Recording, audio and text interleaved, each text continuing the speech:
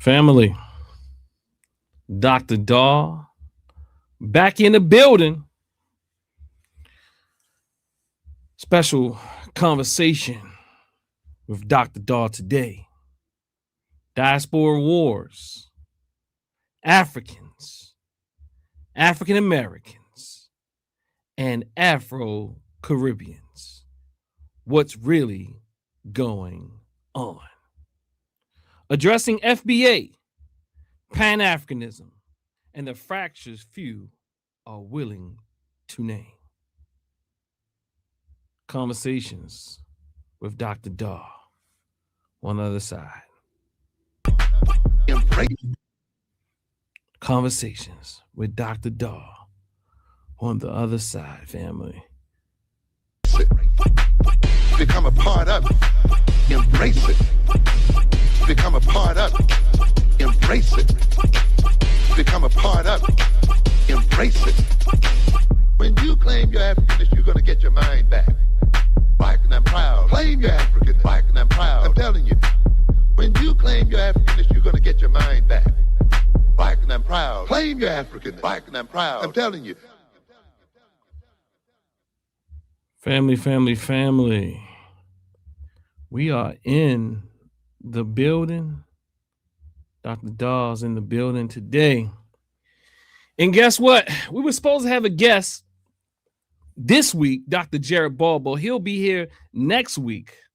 So it's the Doster in you. It's Dr. Daw in you. I'm going to open up the lines today. You know, I'm going to go over this presentation that I have. It's not quite what I wanted it to be as of yet. I'm going to come back again with it. But we're going to get it started today. We're going to get it started right. You know what I mean? So family, get ready to have this conversation. What I'm going to do is share the link for those who want to join Dr. Daw in the building a little bit later after we get through some preliminary things. But tell me, family, how many of you have listened to the actual clip that I put up a little earlier, yesterday, to be more exact, about when I went over to FBA News and had a conversation with my dear brothers about them calling me. They called me, what they say, I'm a huckster or something like that. You know what I mean? But nonetheless, again, today's topic, family, FBA Africans, African Americans, and Afro-Caribbeans. What's really going on? Family, go ahead and like this video, share this video, send it in your chats, you know, in your text messaging groups and all that type of thing. Go ahead and do that. And I'm gonna give you a little something here, you know, because it's gonna be a Daw down today, because Dr. Daw is in the building alone, but not for long. Break it down. Break it down. Break it Daw down. Break it down. What y'all know about that? Break it down. Break it down. Break it down. Break it down. Break it down. Break it down. Break it down. Break it down. Break it down. Break it down. Break it down. Break it down. All down. Break it down. All down. Break it down. All down. Break it down. All down. Break it down. All down. Break it down. Break it down. Break it down. Break it down. Break it down. Break it down. Break it down. Break it down. Break it down. Break it down. Break it down. Break it down. Break it down. Break it down. Break it down. Break it down. Break it down. Break it down. Break it down. It's that Baltimore. Break it down. Break it down. Break it down. Back in the 90s. I mean, Break it down. yeah, family. Break it down. Share the Break it link. down. Like the video. Break it It'll be a down. breakdown, family. Break it down. We're going to break it down today, family. Break it down. We're going to talk, family. Break it down. Break it down. Just that music I'm going to be using when I say Break it down. break down. Break it down. Break it down. Break it down. down. Break it down. Break it down. Break it down. Break it down. Break it down. Break it down. Break it down. Break it down. Break it down. Break it down. Break it down. All right, y'all. Break it down. We're Break it gonna down. at that. Break it down. All right, y'all. All right, fam. What we're gonna stop that. And again, I'm gonna ask you all to come in the building today as we progress to have this discussion. I don't have many slides, but I do have a few. So let's get started.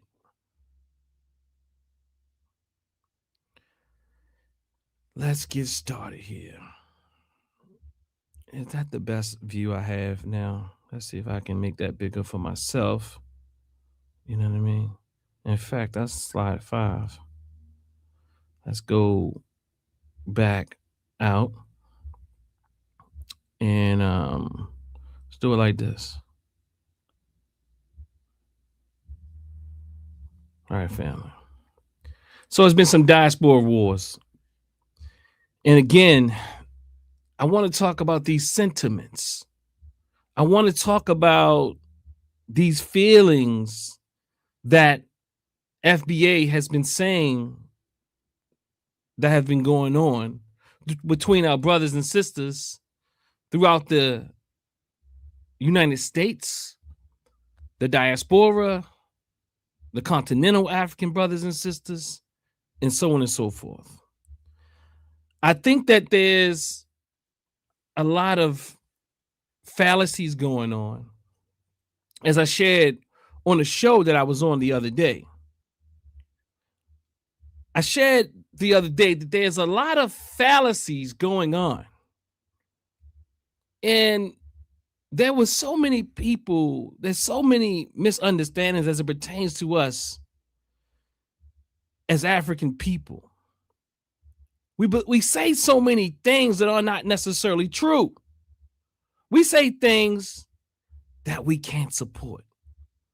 I mean, if you haven't checked out the show that I went on the other day, I uploaded, I think I called it Dr. Dahl put up on FBA News and Peace. But he had to school a 59-year-old fool. He had to school a 59-year-old fool. So let's play this clip. And they often talk about this. Let me just play the clip. Do you view Somalis and blacks differently? We just get cool. But Yeah. It was touching to meet a kid from the next Somali generation like Abdi and to humanize the Somalis in a way they often aren't. But the cultural difference.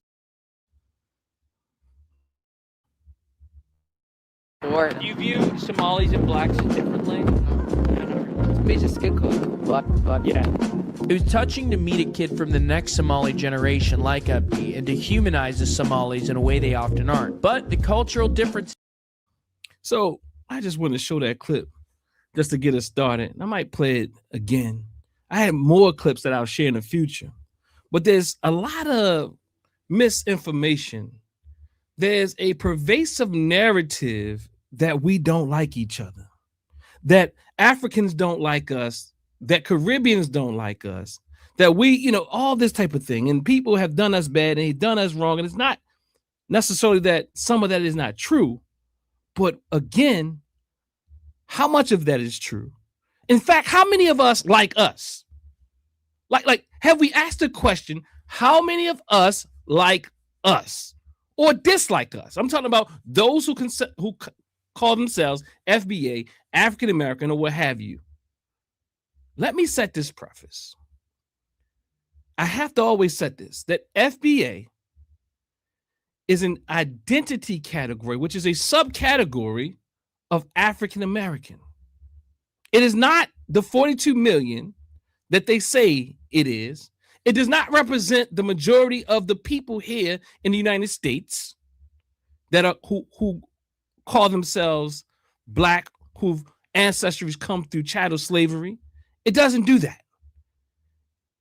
It is a cult-like group that wants to superimpose this identity label on a whole population of people who don't embrace it. We will never be able to embrace something with such a ideological misunderstanding, an ideological divisiveness, a ideology that is just crazy. Like, I was asked the other day, like, what anti-African sentiments do FBA have? Like, to me, is that even a real question? Like, is the question even real? It's like, what do you mean, bro? There's too much of that going on. In fact, out of your own mouth. It's like, you'll talk to FBA, and FBA will say things like, so give me an example. Bro, you are the example. The things you said out of your mouth are the example. And in fact, your whole panel is the example. Your panel is indicative of what it is to hate African people. In fact, when I asked questions the other day, if you listen to it, you know, I was being tactful. Let's keep that a buck. I didn't chase every piece of information or misinformation they put out there because I didn't want to go down the rabbit hole. They had so much misinformation going on over there on FBA News. So much misinformation. The audacity to ask me, what is one anti-African sentiment? And then after I got off the show, I heard him say, well, he didn't even answer the question, talking about me. I couldn't give him one anti-African sentiment. To me, that is the most ridiculous. The fact that you stretch heads and the fact that you say they ain't us, the fact that you call them stinky this and African booty scratch. I mean, on your platform, on your very platform, these are the words that come out of your mouth. And then you're going to ask me an idiotic question like that. You know, so yeah, brothers and sisters, understand it's skillful. Understand, in fact, understand that my reason for entering this space is not to cause division, even with fools. My reason for being in this space is not to cause division. It is to heal even the fool. You know, I'm not sure if y'all saw the 59-year-old fool. He had some serious issue. I mean, a serious issue that I had a degree. You know, I'm just to give you, like, I called in like 2:30 in the morning the other day to FBA News, right? And I'm on my phone, and he uses Zoom, right? He uses a Zoom platform. So, and no one really uses their picture. So I'm literally not looking at the phone. I'm literally talking into the phone. And then the guy said, so the guy comes on, the first thing he asks me, what are your credentials? What do you have a PhD in? Then he ensues with trying to discredit me. And he was trying to act as if that wasn't his goal, but he couldn't hold it in because somewhere along the line, someone hurt that brother or something hurt that brother. And he wants to take that out on me. One brother came in on the platform and said, shut up, Dennis. I'm like, what? Shut up, Dennis.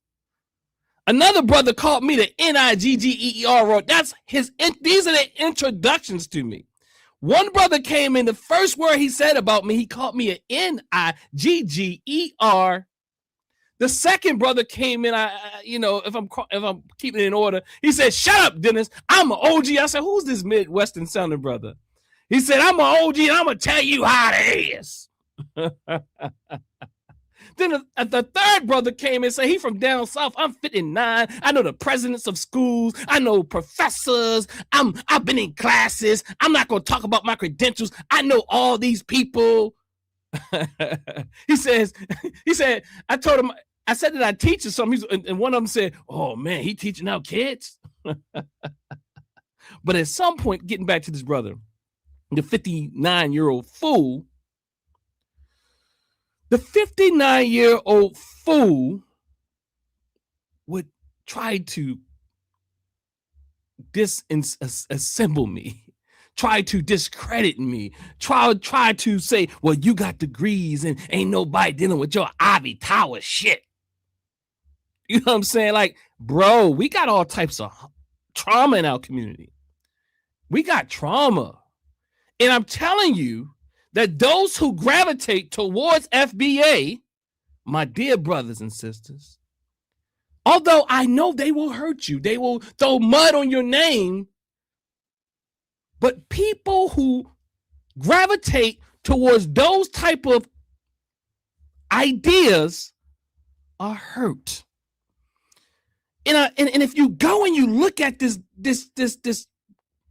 dialogue, this engagement, you will see that even as I've been saying for a while, the previous groups they've been a part of are always these divisive, those against us, them against us type of groups. The one brother said, the one who came in and called me a Nick, Nigger, he said that he was a part of the manosphere. See, again, most of what I've heard of the manosphere is these patriarchal, misogynistic, white supremacists in black face type of group, where they are hurt because someone hurt them, and they say, I used to be there. And what they tried to say is joining FBA has now helped me resolve. When I said I'm coming to heal, meaning me, when I said I'm coming to help my people heal, they said that's what FBA is doing. And I have to be honest. Either they're out of their goddamn minds or they're out of their goddamn minds. Either they are out of their goddamn minds or their elevator doesn't go too high. So I'm assuming, I would hope that they're out of their minds and we can heal it, because I have hope for us. But the audacity of the questions that they would ask, I mean, I'll be honest with you. I'm gonna tell you what I felt like.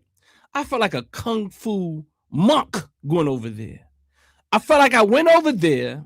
My dear brother was hospitable as much as he could, but I went over there and it was like 5 against 1. They threw out their best, but I came out strong and alive. Go and check that video out on my station, family. Yeah, I wasn't fighting and running and chasing every pseudoism that they threw out, because they threw out a lot of them. Oh my God. It is comedy. It's comedy. I was talking to my dear doctor sister earlier, and I said, look, it's comedy. It's funny. It's entertaining if you watch it, but it's also hurtful that our people are in that state of mind. It's very hurtful because they, in some, I would not call them disingenuous like they call me. I would just call them lost, hurt. And when you've been hurt and you have not yet healed, what tends to happen is you begin to see the world in a black and white sense, all or nothing, them against us, that type of mentality, and you don't see things clear. Hence, you go from manosphere to FBA, I'm sorry for this one. Look, don't come for me too much, but you go from, and I'm not saying any of these groups don't have anything right. I'm just saying they're coming from a place of hurt. And when you're coming from a place of hurt, you can point out harm, but you don't see the picture clearly. They go from manosphere, even straight black pride type of, I mean, just look at what's going on with my dear brother, Irritated Genie. You know, like, he done gone so far. He over there with David Duke. I mean, look, he's not Garvey. Look, y'all talking about Garvey sitting down with David Duke. I'm sorry, with the Klan. What y'all said about our dear brother, Irritated Genie, who are talking to white supremacists every day in some of those books, talking about the small hats, and so small hats are our problems and all this. And I'm saying our people go from this following to that following to the next following because they are angry, they are hurt, they are unhealed. So it's not a laughing matter. It's funny, it's entertaining, but when you really look at it, you got to say, is this real? You have to ask the question, when you look at that video, family, like this video, share this video, family, share this with your family, your friends, get the numbers up a bit, help a brother out. You know what I mean? Make sure you put your red, black, and green. Make sure those detractors that's in there, keep chatting. You know what I mean? I'm not in the chat, but make sure you keep chatting. Make sure you keep throwing your things out. Make sure you put your comments in the comment section after here. We'll take it good, bad, as the Nation of Islam say. What they say, all media is good media. Say what you got to say. But family, I'm saying we have to heal. This brother had a serious issue with me because, and I didn't even know where it was coming from, because he was like, Dennis, I got all types of degrees. I got all types of credentials, and I'm 59 years old, and you talking about, I was like, brother, I never even mentioned one credential. Well, you got it on the Zoom, on the screen. Look, so I'm going back to how I started. It's on the screen because I teach a class to students. And my credentials are there because I teach students. Now, I'm not looking at this screen because the screen doesn't even have anything on it. Like everybody's screen is blank. These places are a little creepy. People get on these particular chats and talk all night long. They talk 3, 4, 5, 6, 7, 8 hours at times. And then they got the nerve to be talking about views. Bro, you're going to have 1 million views by the time you finish 6 hours of dialogue. I don't know who has that amount of time to sit around and dialogue. I'm talking about some of our own. Like, bro, what is going on that you can be on YouTube all day talking about people, talking about your hurt and pain, and you don't think you're talking about your hurt and pain, but you are definitely talking about you're definitely talking about the hurt and pain. Because if you listen to our dear brothers and sisters, they're crying out, they're hurt. If you don't know, they're hurt. All you have to do is listen. And everything they typically say is about hurt.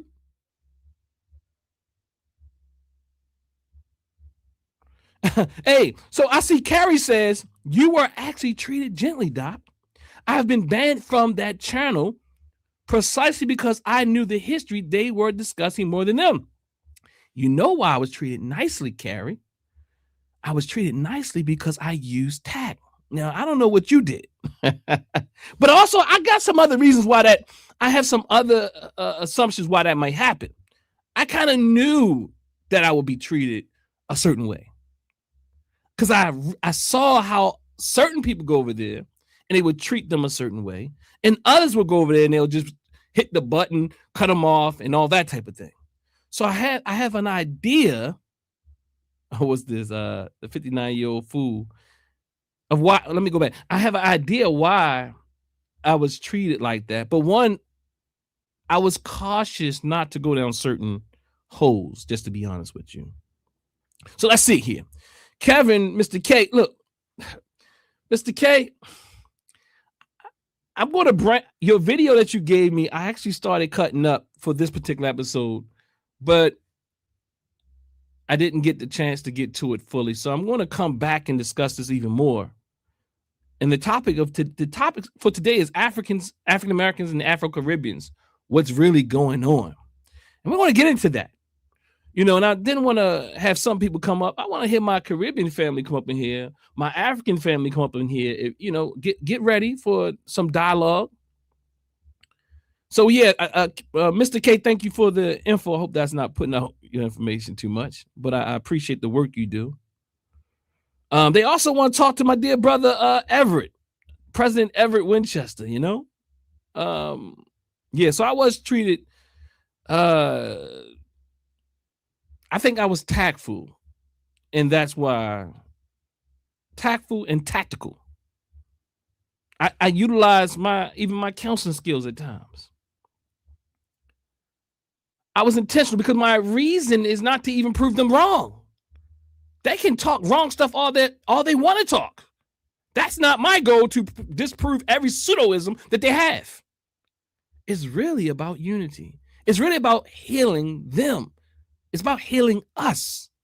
So I know not to chase every fight. And again, I already know what my position and my reason for being in this space.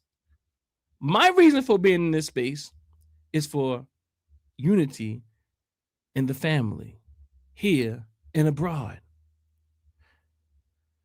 And to help my dear brothers and sisters on all sides, those who are willing and ready to heal. So I don't want to offend people, and I didn't lash back too much, because they called me everything from silly to nigga to what else they call me, Brother Tyrant? Hey, they called me a lot of things over there, man. He said, "Shut up, Dennis." The brother came. That was funny. "Shut up, Dennis." You know, you gotta understand people's their mentality. You know, I told the brother, the Teddy Rumpskin. You know, my wife likes the Teddy Rumpskin. You know what I mean? Like, she says, cute and cuddly. So thank you, brother, for creating my mascot. Let's see what else we got here. I couldn't get past. They wouldn't allow it. What's that, Carrie? Pseudoism. It says, Dr. Dennis, you and your cousin need to do a reaction video to the misinformation by Real Dana. You know what? Oh man, Dr. Judge Joe Brown. Look, I'm sorry, family. I know we celebrity struck. But come on, man. Dr. Judge Joe Brown is out of his goddamn mind. He's been out of his mind for a long time. I'm not saying he won't say something every now and again that might just make a little sense. But if you ever just look at Dr. Judge Brown, he knows everybody and he got all the tea. I mean, this guy had been in every room. He's been in the room with Kamala. He's been in the room with Huey P. Newton. He's been in the room with all these. He knows everything, and it's a first-hand experience. I mean, like what is going on? Like, why are you everywhere? I mean, hold on, but think about that. Like, why are you everywhere? Like, that's a real question, Judge Brown, like Judge Joe Brown. Like, why are you everywhere? And if it's either a lie or we might need to be a little like, yo, why are you everywhere? And why are you such a right-winger black guy? Look, he knows everything. I didn't went to school with. I mean, I'm exaggerating here, y'all.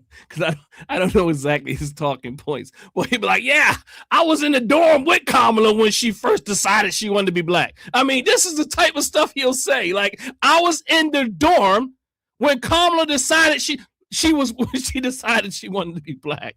I remember when she was calling herself something else, like because I was there with her. like, I was in her Howard dorm, you know, like, no, it was back in the 60s when me and Huey P, we sat down, we smoked a spliff, and we talked about it. Come on, like, Judge Brown got all the tea, man. And it's first-hand tea. Like, bro, how you got all the first-hand tea? You know, I mean, y'all say be suspect. Yo, I'm like, like, maybe you need to be suspect with Dr. Judge Joe. Either he's lying, or you need to be like, yo, why you everywhere? like why are you everywhere? Yeah, we would look. So, Master K, I think we should do it. We will do a breakdown. We'll get to it, you know, me and Cuz, you know, hey, somebody says too many tethers in here. See what I'm saying? Like, maybe some of y'all probably was thinking I was saying, like, well, I mean, I am considering whether or not there's Russian bots or whatever type of bots that are boosting up the FBA rhetoric. I am like considering that. I mean, I know there's enough fools out here already, but are they using like bots? Like we know they're using bots. I mean, we know that they do attack social media platforms, and they have done it to many with bots.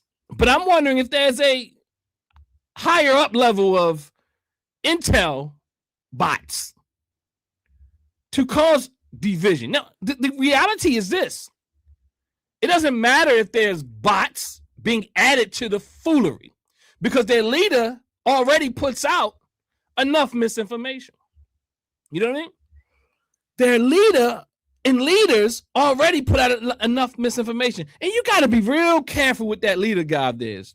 Come on, man. He's in Africa. He just happened to pop up in Africa looking like he just pops up in Africa, wandering the streets by himself. Next thing you see him in New York, stumbling along in the snow, talking about I need some Ugg boots. Like, come on, man. Like, and then, you know, like I'm hearing people say like, well, he's not our leader and he doesn't say whether or not we have an ideology. How do you say that? He coined the term. Like, the person who coined the term, now you're saying that they don't have the authorship? You are foolish. In fact, you believe, do you believe that? What do they call it? How do they say it, Brother Tyran? What are you, do you believe the stuff you smoking or something like that? How do they say it, Brother Tyran? Look, Tyran. Do you believe the hype? I don't know, man. But look, I don't know how to say it. Chat, what do they call it? What do they call it? All right, fam. Chat. All right. So let's do this. Let me think. Is there anything else before we get into today's topic? Non-leader leader. Yes, the leaderless leader. That's what I call it, right? The leaderless leader. How many people want to join me in here today? On the other end, put some ones if you are interested, so I can know how to tailor this. I mean, even the ops, you can come. You can come. You can definitely come if you're the ops can come. You know what I mean?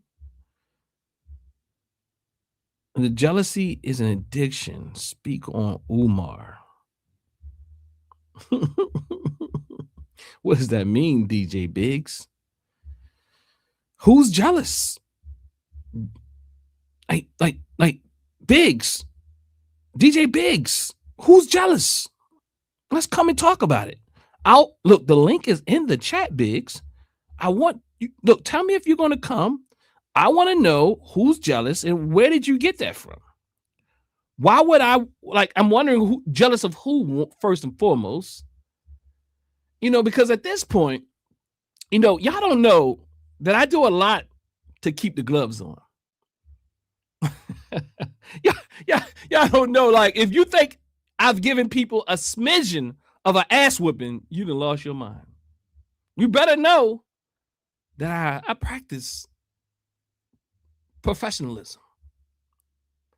You know, I practice mayat. I practice balance, harmony, reciprocity, propriety. But reciprocity might mean I might have to smack the shit out of you. Excuse my language. But know that I practice discipline because I don't want to hurt my people. I do want to smack them awake at times. I want to say, wake up.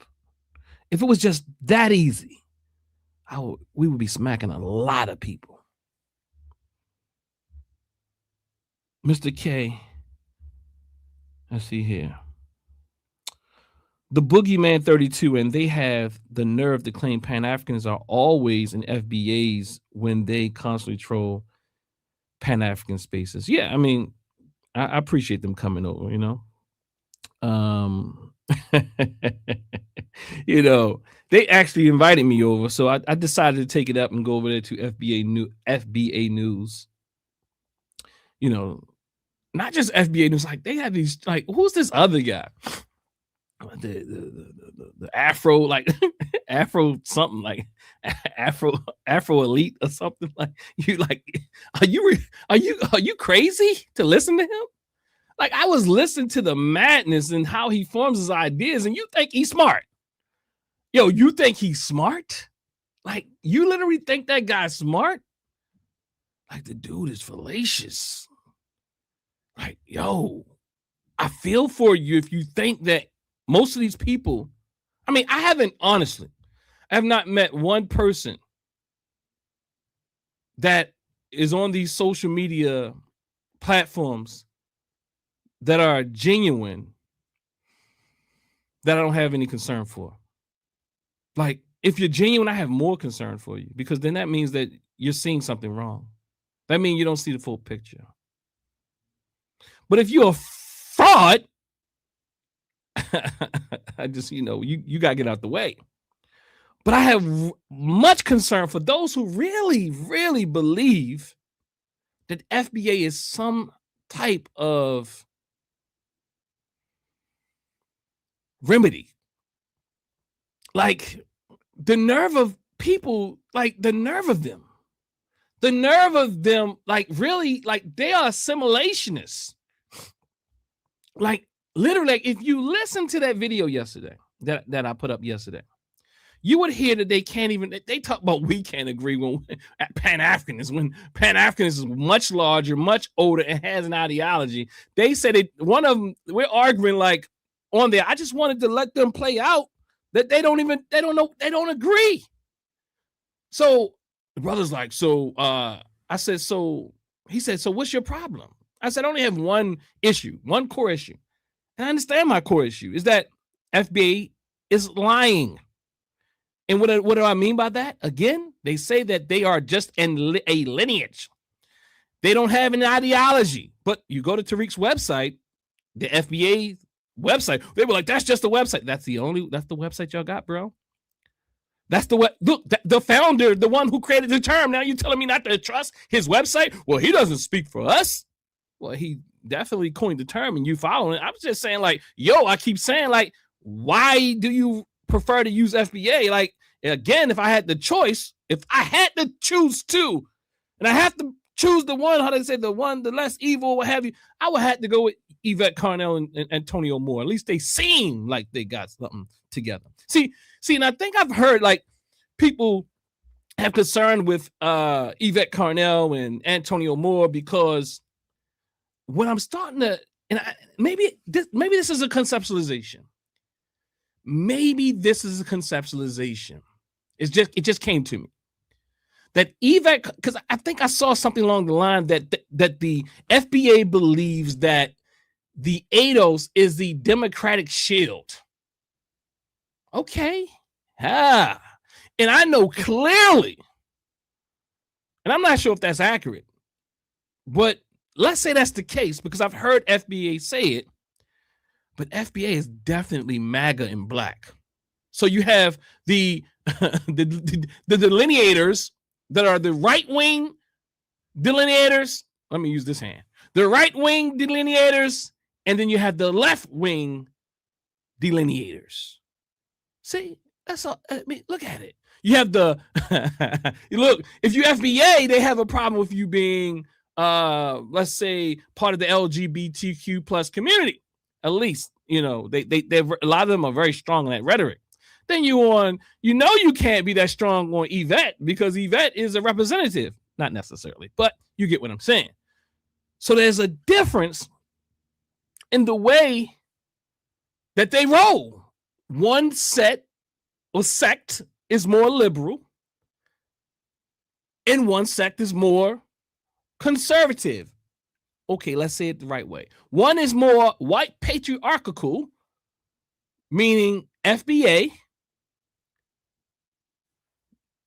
and one is more white matriarchal, meaning more liberal, meaning ADOS, meaning more open to various forms of identity, open to, all these other type of ideas around sexuality and all these type of things. So that it's the same thing. It's like what you have is FBA and ADOS operating as many miniature versions of their white mommies and daddies. So you have ADOS operating like the liberals, the angry liberals, and then you have FBA operating like the angry conservatives, misogynists, patriarchs. Then you have the liberals who open, burn your bras, all that.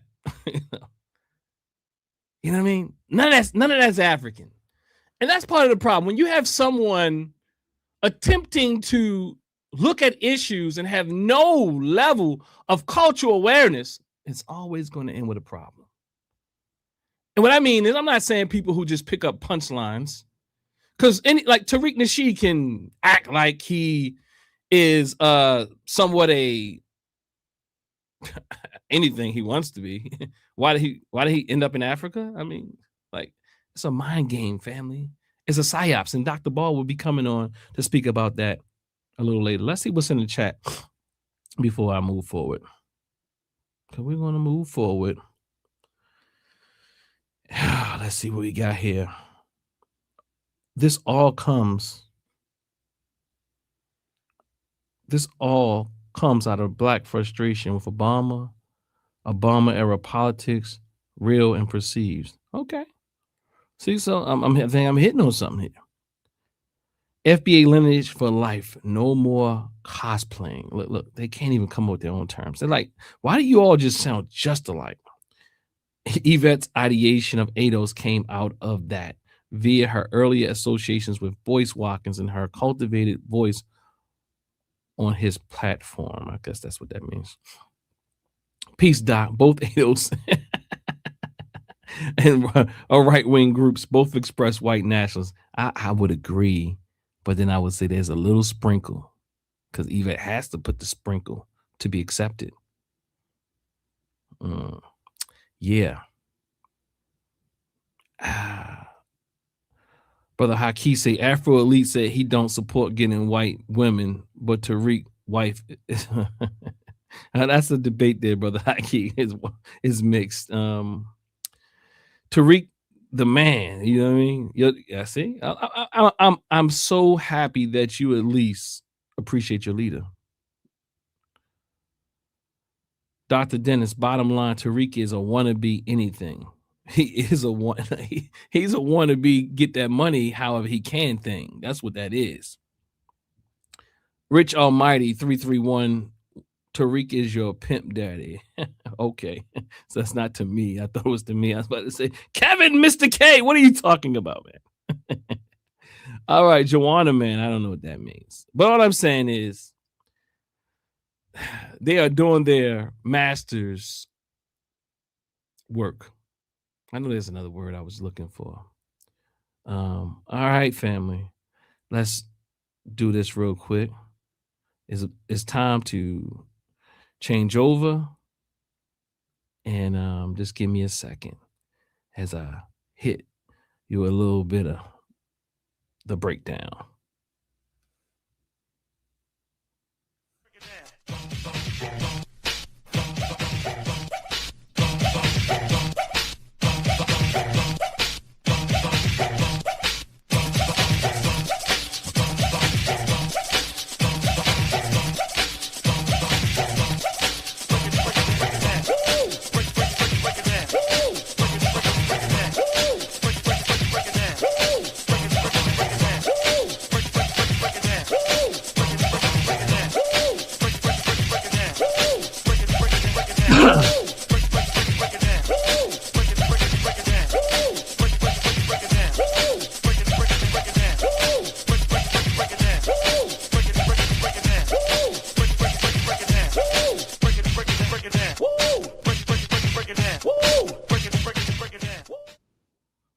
All right, family.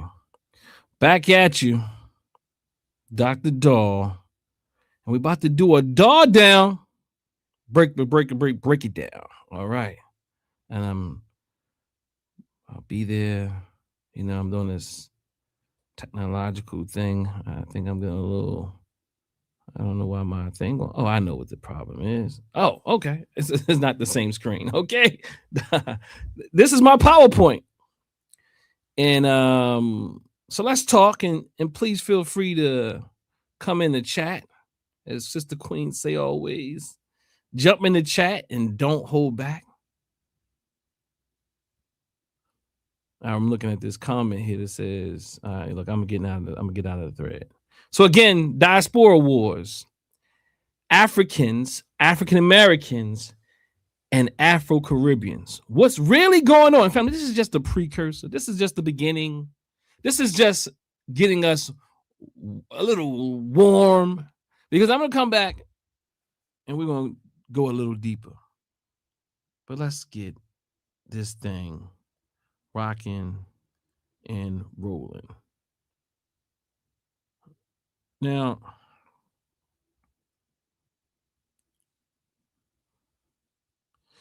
all right, so let's talk about sentiments. I think it's essential that we talk about sentiments. And the reason we talk about sentiments is that what we're talking about a lot of times when we speak about Africans not liking us and Caribbeans not liking us and we not liking them and all of that, there's a term for it. And I want to ask you to do research, and look, if y'all want to join let's start the Dr. Daw research team. Anybody want to be a part of that? Holla at me. You know what I mean? Because we are here to bring unity to the community. Like, how could you be upset at me for wanting to bring unity to people that look like you and I? Now that is perplexing. But I understand, I said it earlier. The diagnosis is you are hurt. So it says here, Black Caribbeans plus African Americans they see each other as in a very positive sense. National surveys of American life is the source. Says 84.2% of Black Caribbeans report feeling very or fairly close to African Americans. So 84% report this. I'm going to change the screen because I can't hardly see the thing. But let's see how that works out. This is statistically indistinguishable from how close they feel to their own ethnic group. What does that mean? What does that mean? This is statistically indistinguishable from how close they feel to their own ethnic group. I'll let that sit with you. What does that mean? Again, National Survey of American Life says that 84.2% of Black Caribbeans report feeling very or fairly close to African Americans. Let's think about that. Like, some of the stuff y'all say, I had to really think about, like, hold up, y'all. Hold up. If y'all want to use anecdotes, let's use an anecdote. My dear wife, my beautiful wife, my beautiful mother-in-law, my beautiful brothers and sister-in-laws. Like, there has never been any of this talk going on. In fact, everybody, since y'all just want to use anecdotes, I typically stay away from it because, I don't just want to use anecdotes, but I'm going to use anecdotes and statistics. Now, you just use anecdotes. Like, I literally am married to a Jamaican woman. I've been married to her since I was 21. I've been in a relationship with her since I was 16. There's never been a time where I felt like I wasn't company. The first day I went over to her mother's house because in her father's house, my dear father-in-law who passed on, rest in power, Mr. Matt. and they made sure I had something to eat. They actually went to the store. They went to the store because they didn't have anything prepared. But when I initially started going over there, they made sure this brother ate. Her brothers, who went to school with me, they're older than me. They didn't have any problems with me. We talked. In fact, we've grown in such a great relationship to this date. Like that's my peoples. You dig what I'm saying? They taught me. At one time I was doing cable. We started being contractors together. You know what I'm saying? Like, in fact, if we want to talk anecdotes, like I said, I've hired lots of people from the Caribbean to Nigeria. And they worked very hard with me in building that company. So again, 84.2% of Black Caribbeans report feeling very or fairly close to African Americans. Now, some of us are like, well, that's not all of them. And guess what? If it was only 60% of them, it would be okay. If it was only 50% of them, it would be okay. But 84.2% report feeling very or fairly close to African Americans. They don't like us. It says this is statistically indistinguishable from how close they feel to their own ethnic group. What does that mean? That means that they're similar numbers. The numbers are similar because people don't feel, everybody don't like the group that they are part of. Like everybody don't like all men don't like men and all women don't like all women. And all Black people don't like being Black. I mean, and all African people don't like being African, especially FBA. I mean, that, look, brother, you know what? I don't know much about that brother. I Show Speed. I don't know much about him. But I will say, this. I appreciate the little pieces, the little bit that I've been seeing. I saw this clip today where he said he does like a reveal and then he comes out and say I'm 100% African. And he talks about the love. See, because like in FBA is like, oh, they're crawling and curling in their skin. And why is he doing that? But then they see FBA is very slick. I don't know why they think you're a fool. They'll sit there with you and talk about Africans so bad all the entire time and then say, we never said we was anti-African, bro. Who does that work on? Like, it doesn't work on me. It doesn't work on me. I mean, I don't know who you think you fooling. It's very clear that you're anti-African. Like, I might not fight that with you because I'm not going to go down that rabbit hole with you about your thoughts and feelings. But as a psychotherapist, a psychosocial diagnostician, I'm saying I see you socially and I see what you're doing.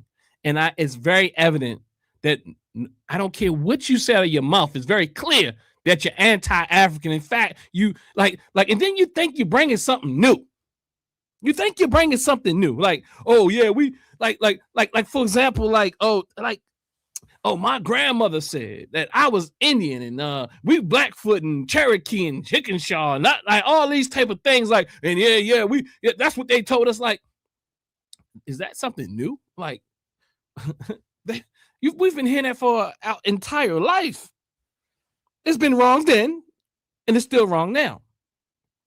Does that mean that I don't have some percentage of Native in me? I do. It comes up in my DNA, but it's a very small percentage.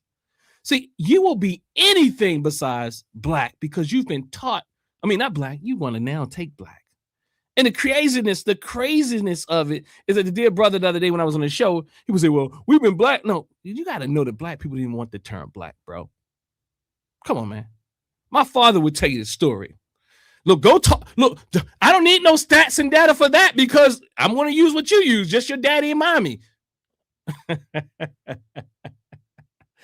My father told me, I'm being honest, I don't need much to support and fight FBA because I have a father and mother too.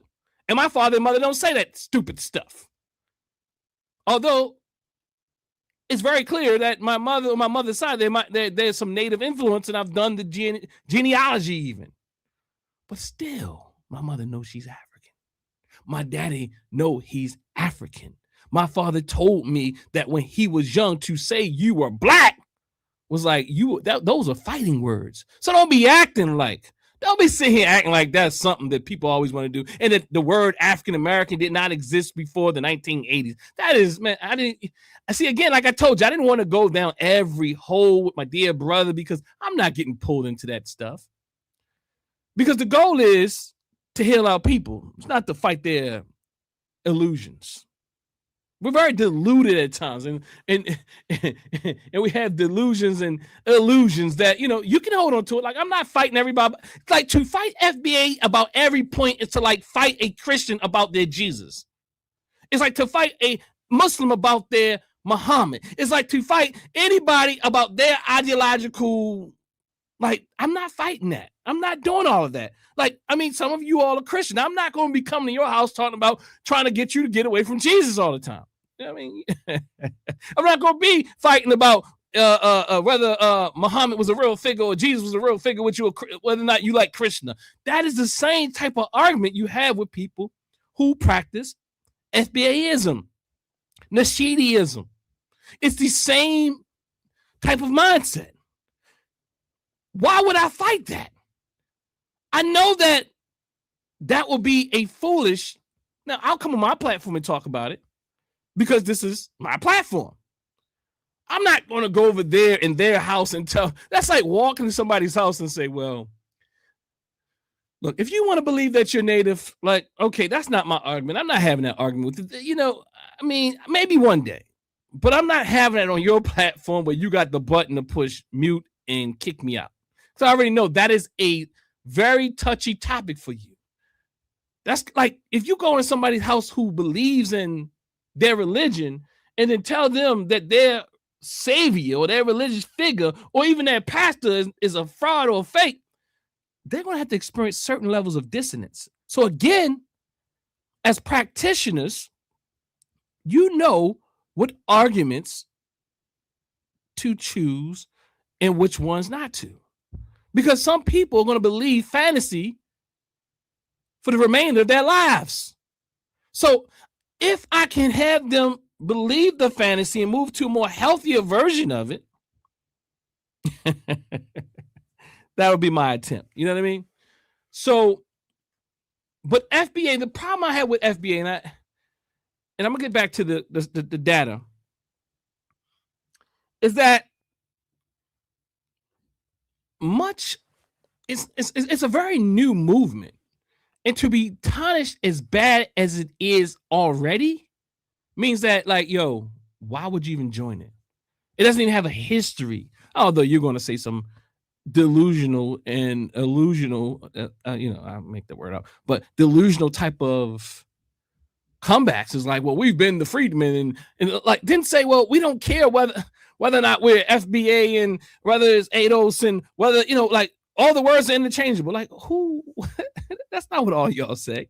And then I heard the brother say, well, we're not going to use the word. Who said we would use FBA in court? Fool, you said you would, because if you believe that the word has to become a part of how we write things up legally through legislation, you will use the word.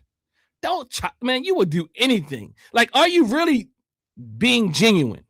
You're not going to fight that hard for a label and say you won't use it in court.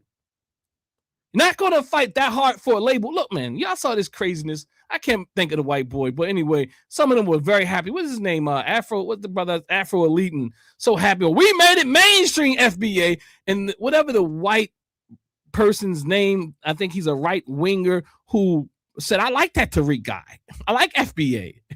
like they thought that was something great. Like, for real? Bro, you would do anything to be accepted by the white man.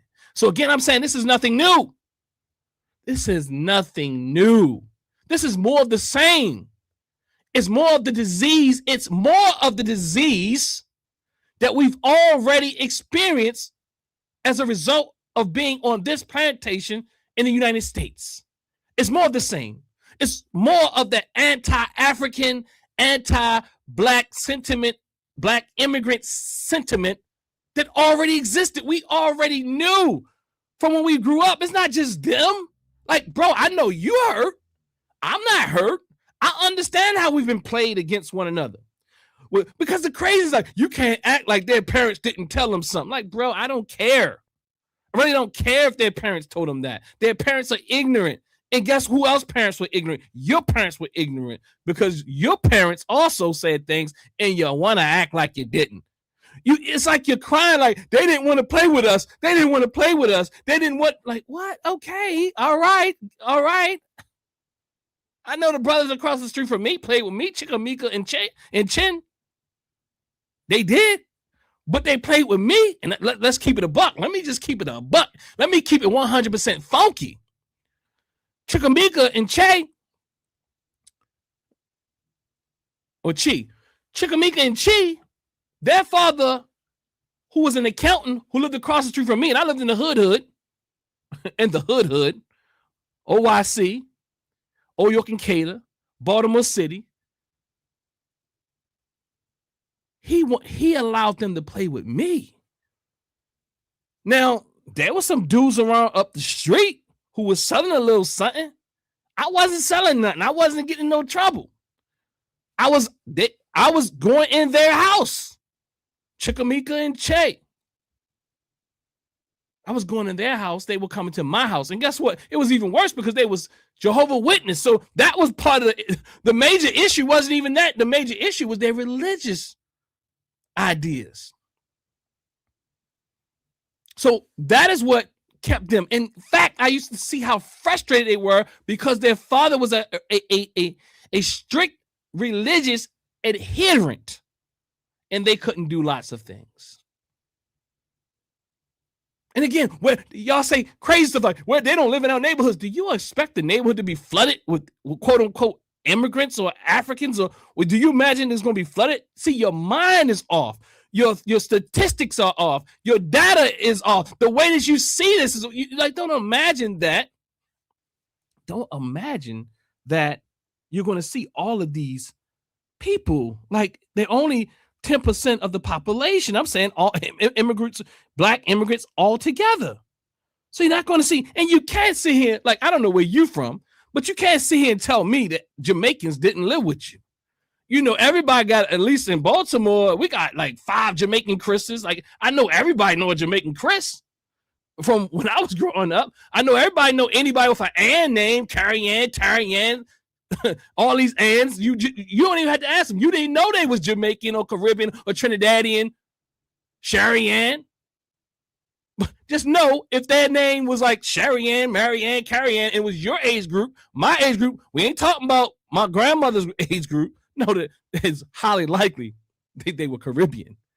Hey, Tyra, you know anybody with an Ann on the back? So, and you don't even know, like, bro, like, what do you mean I grew up with you? You're not going to be able to, like, see it. Like, you think that, oh, they just so different. Like, my wife, they would say to her when we was going to school, like, oh, you light for a Jamaican.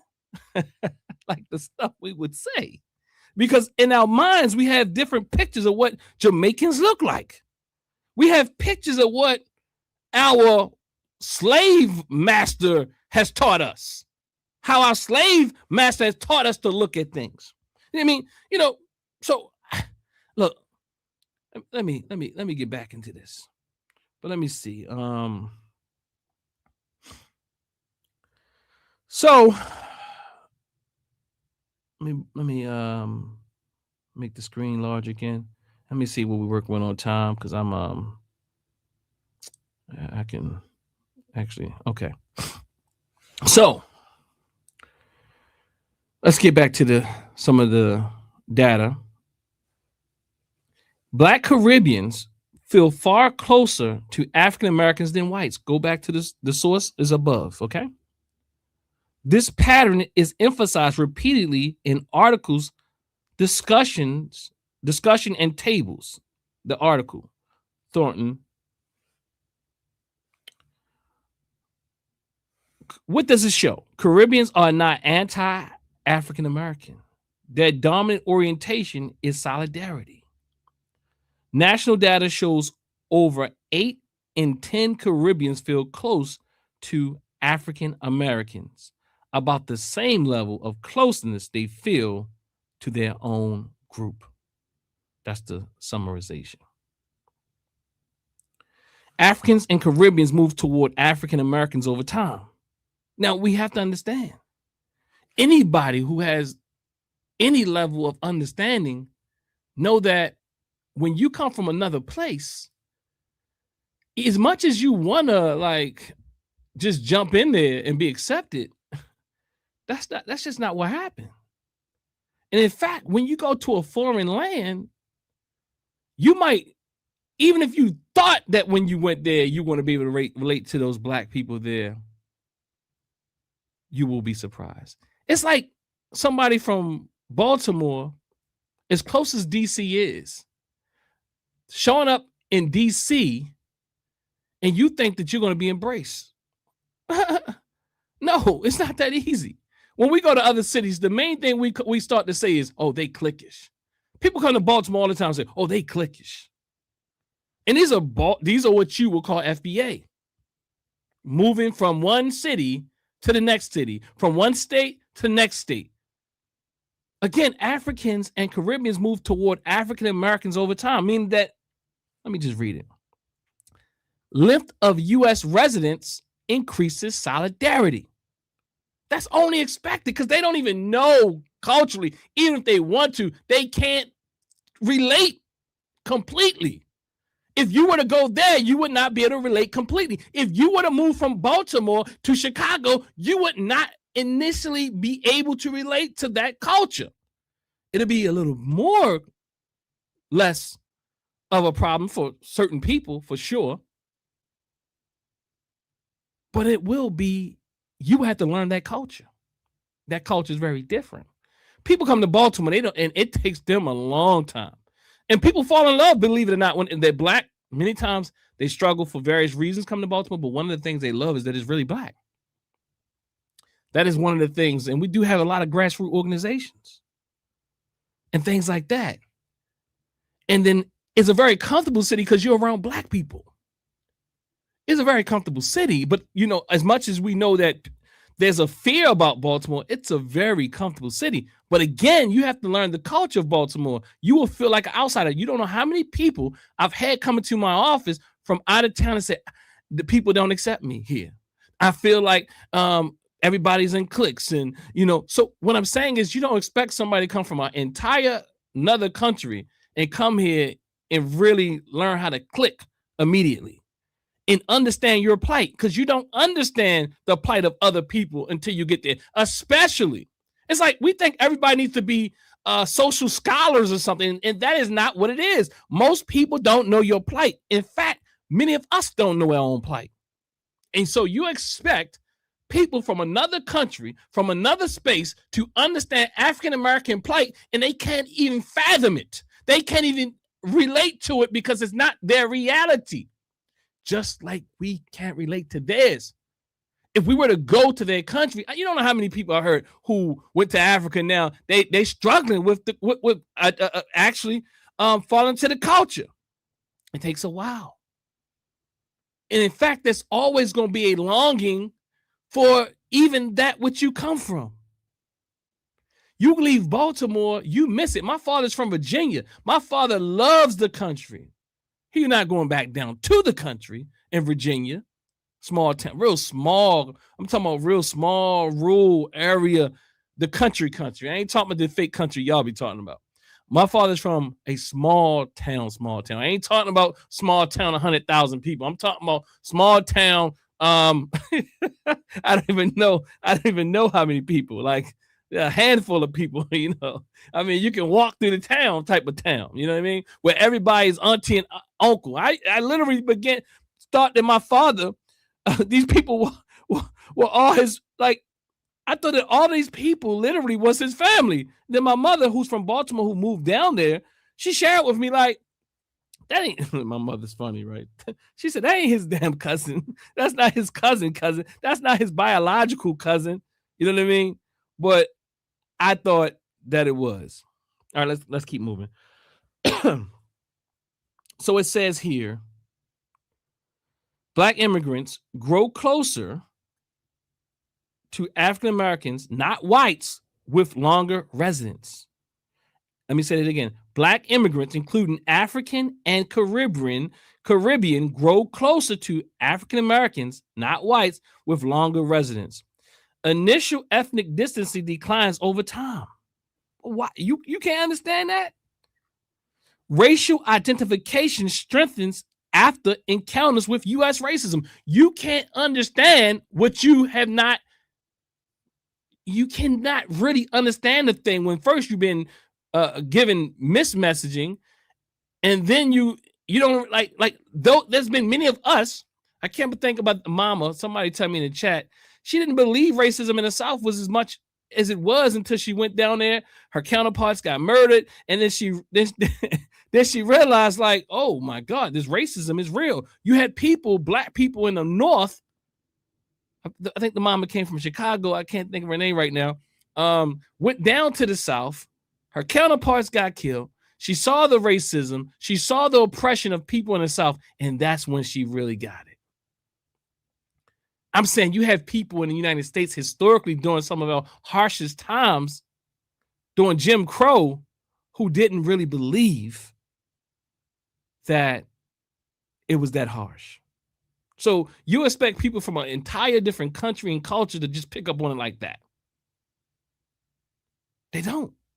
They can't understand it. It's very difficult to kind of run that through your mind. And in fact, in many ways, what we try to do is this. We don't want to believe it even. Many times we don't even want to believe it. Family, let me know if you can hear me, because I think I just did something was a little off. Put one in the chat if you can still hear me. All it takes, let me go here as put some. Brother Tyron, you hear that? Okay, thank you. All right, so let's see here. What I never can get the names here. Biwana Gaguzik. See, I appreciate you always stopping through. I think it's a he. Oh, actually, he came on the chat. All it takes is time. We just recently started moving around since slavery and other anti-Black times. I think this brother's in the Bahamas, if I recall. Anti-Black times, and we being reintroduced to each other after hundreds of years. There's going to be friction, and friction and just unfamiliarity. Like when you got to kind of figure out how. Like it's kind of like people haven't seen their father in their entire life, and then when their father shows up, it's like I know I'm supposed to like you. I know you're my father, but the reality is I ain't really feeling comfortable with you because I don't know you, bro. I want to know you. It's like that family member you haven't spoken to in so long. You know what I mean? Like you haven't spoken to this family member in so long, and it feels very uncomfortable. Now, some of us, we are the type of people that can just kind of jump right in there and talk to anybody. And these type of people can go anywhere in the world. Very extroverted, very friendly and outgoing people and all that type of thing. But lots of us aren't that way. So again, I agree with you.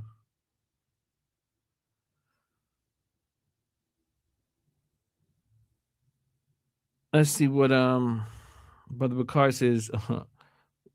Peace and Black African power. Peace to you, Brother Bakar. So family, let's get back into the slideshow. I appreciate your comments. I appreciate the comments. Anybody, if anybody did, I don't think anybody did a super chat, but I appreciate those as well. So family, let's see what the data says here. Okay, again, racial identification strengthens after encounters with U.S. racism, because you don't really, like, many of us, again, we don't really realize how pervasive racism is here. Some of us who lived in certain places, we're like, no, black people just need to do better. It's not this racism. You know, when you talk to people like many black conservative people who live here, and then you have to also understand a lot of people who immigrate here, they are pretty conservative in their values. So when they see certain things, it's like, what is going on? Because you truly don't understand it. I remember my man Bassoon was like, he's from Nigeria, Bassoon. And he shared with me, like, I didn't know, like he had to learn. Actually, he had an African-American wife, so he was a little bit more hip. But he shared with me how people tend to not understand, like other Nigerian brothers and sisters not understand the systemic oppression. I talk to my students all the time. I'm saying, and they themselves are learning, like, I didn't know what that meant. Like, they don't really understand systemic oppression. A lot of times they become educated and they begin to learn it and understand it. But even in that education, we have to be careful, because even though they begin to understand it, feminism and other isms are out there competing for their minds. So Thornton explicitly notes that with longer residency, Black Caribbeans draw closer to African Americans and not to non-Hispanic whites. Waters, 2014, explains that this as racial convergence through experience, not ideology. What it shows: any early negativity is temporary and situational, not foundational. Now, this we're not talking about on the individual level. We're talking about the aggregate level. We're talking about the group level. Now, you can always go and find one person, because you do bad statistics, you do bad math, you do bad interpretation of data. Anybody can find somebody who will validate their idea about immigrants already. Again, I'm going to give you the data, and I'm going to give you my reality. So many brothers and sisters from the continent have worked with me in so many different ways. My wife is from Jamaica. My mother-in-law is from Jamaica. My sister-in-law, brother-in-law, my sister-in-laws, my brother-in-laws, and I still got family in Jamaica. I'm not from Jamaica, but when I go over there, guess who give me love? Look, they feed me. They treat me good. I'm just thinking about this. Like, look, we using anecdotes. I haven't felt any type of, they know me because my mother-in-law talks about me. They know me when I come there. They know me. That is essential to kind of like really to speak to. They know me. My family in Jamaica knows me. They say, Dennis, da-da-da-da-da. One time I went there. Jamaicans can be kind of a little cruel. One time I was a little heavier, and they was like, Dennis, you're fat, man. You're fat.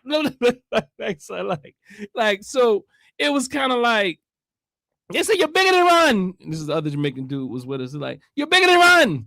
I was like, what are you talking about? I'm like, and I didn't realize at the time I was working on my master's degree, and I hadn't even realized, what I look like, honestly. I'm looking like, hold up, I'm bigger than him. But nonetheless, they told me, they fed me, they loved me, they gave me food, all that type of thing.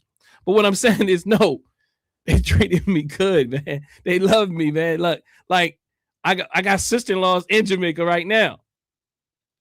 I got brother-in-laws in Jamaica now. I got aunties and uncle-in-laws in Jamaica right now. Then I got them over here. So like literally, like, if you want to go anecdotally, no, I have sister-in-law from Haiti, love her to death. She loves me to death. You see what I'm saying? So, and we all know this, we all know about white supremacy. They've been here for a while. My wife told me the thoughts and how easy it can be set up. Because when you're there, my wife said literally when they were coming here, they were taught that the streets are encrusted with gold and all this type of thing, and they believe that people are rich and all that. So it's like this delusional mindset from the start. I know American Dream, my dear brother who calls in, who comes on, he still's in the dream. You know what I mean? Even with Trump in office. But it's a very interesting thing. My wife said when she first came here, you know, we can't, like, we struggle to understand Jamaicans lots of times. Like, no one ever really thinks that they struggle to understand our dialect as well. I was like really surprised, like, hold up, you don't understand. She was like, it was difficult to understand African Americans when I first came in. She told me that when I was 16. So I'm like, huh? Like, for real? Like, it was hard for her to understand us. But then I thought about it, like, that makes sense. Because they have their own form of dialect or patois. We have our own, what some people will call African-American vernacular, our own dialect, our own versions of this English language. So it's like we don't really understand things all the time. We're not really clear on what people have seen, what people's experiences are. And again, let me do this because I started the show with this, but I'm going to play the little brother, the Somali brother, and the white guy asks him this question. Or Do you view Somalis and blacks differently? maybe just skin color. But Yeah. It was touching to meet a kid from the next Somali generation like FBA and to humanize the Somalis in a way they often aren't. But the cultural difference. So yeah, he said, do you see Somali and blacks in America is different? He said, no, not really. It's just skin color, something like that, he says, right? So a major part of the argument is that your parents taught you this, your parents taught you that. Now, this dear brother comes on the camera and says, no. I would imagine because he wasn't taught what everybody's saying is being taught. All right, let's get back to it.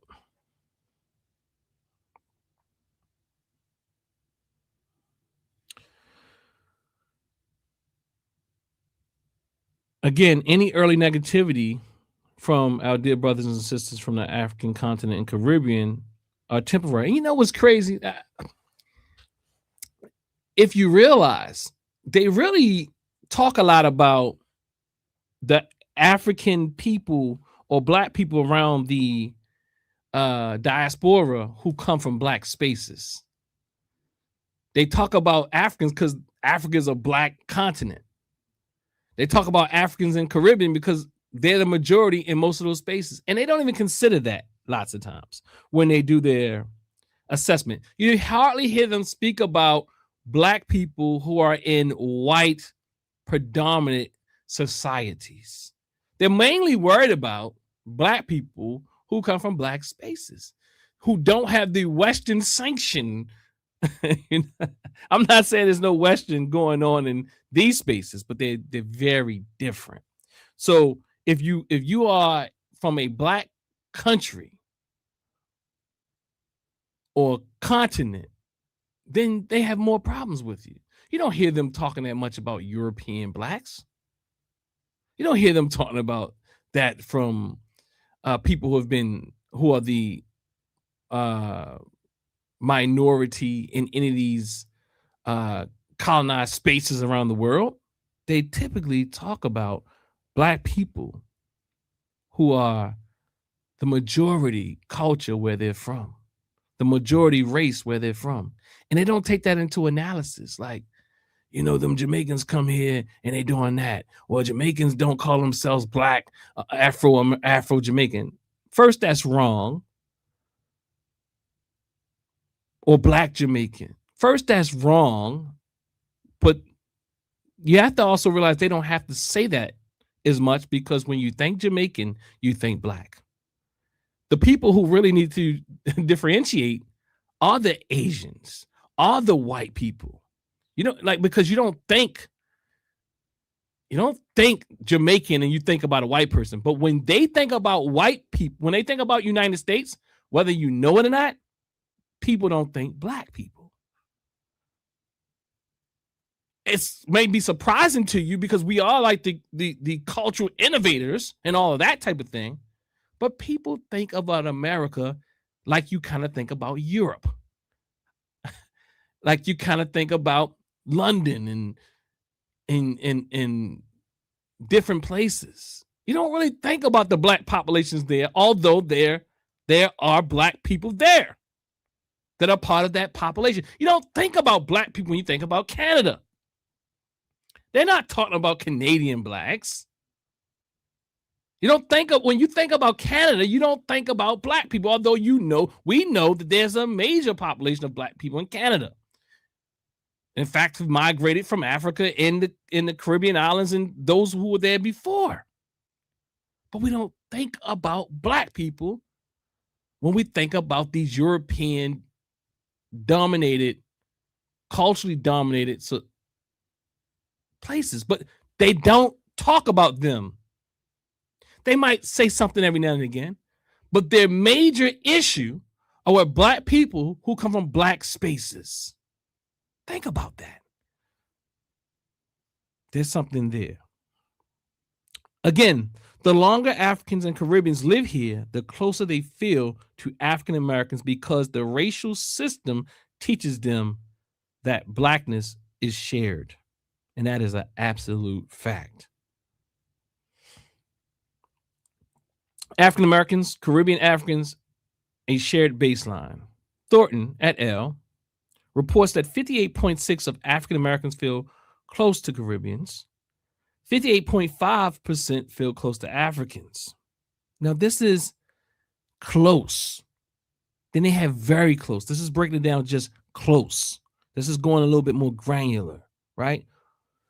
Overall, 6 in 10 African Americans feel either very or fairly close to blacks here internationally, Thornton. What this shows, the baseline is positive across all directions. Across diaspora, most people already feel a sense of closeness. Conflict is not the default, connection is. So we have to also realize, where does this come from? Is media propagation, where negative sentiment comes from, systemic, not personal. We have to understand that that the media creates narratives. Media pre-migration narratives that they spoke about.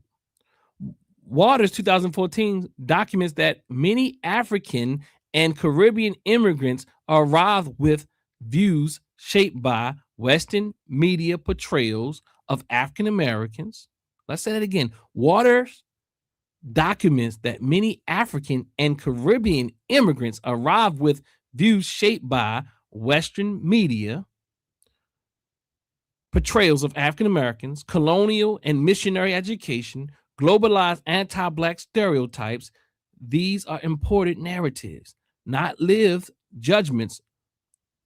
So we have to be clear that when they take surveys, they ask for, what are your sentiments in a variety of ways.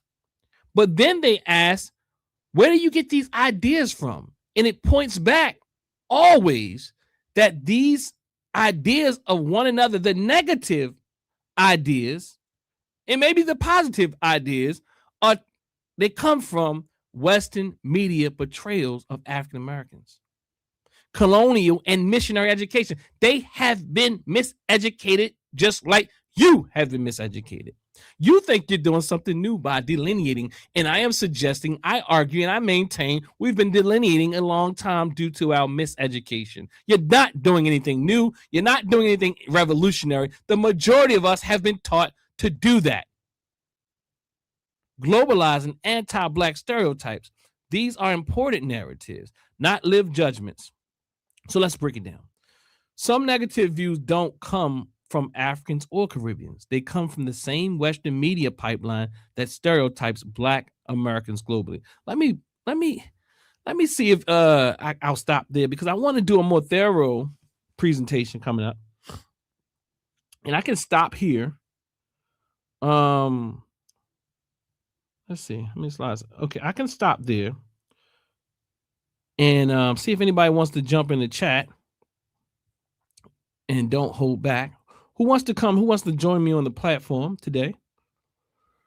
I'm going to share the link once again, but I'm going to do this again, and I'm going to bring even more sources. Again, Dr. Ball was supposed to come today, and so I adjusted my schedule to do this. But Dr. Ball will be in the building next week instead. So make sure you're there. As Dr. Ball is a phenomenal intellectual scholar, teacher. And his PhD is in communications and media. So he looks at these things from we're going to talk about how social media and media in general may be at play here. And it definitely is at play. It's definitely at play, and the research supports it. In fact, the algorithm is at play. It's so interesting that so many people, I'm hearing people say, did I put it in the chat yet? Oh, let me make sure I put the link in the chat. Hold on. Probably say chew bubblegum, and I'm gonna put the link in the chat for those who want to come in. This is that time before we get out of here. We got a little bit of time to chat it up. And so where was I? Social media is definitely at play.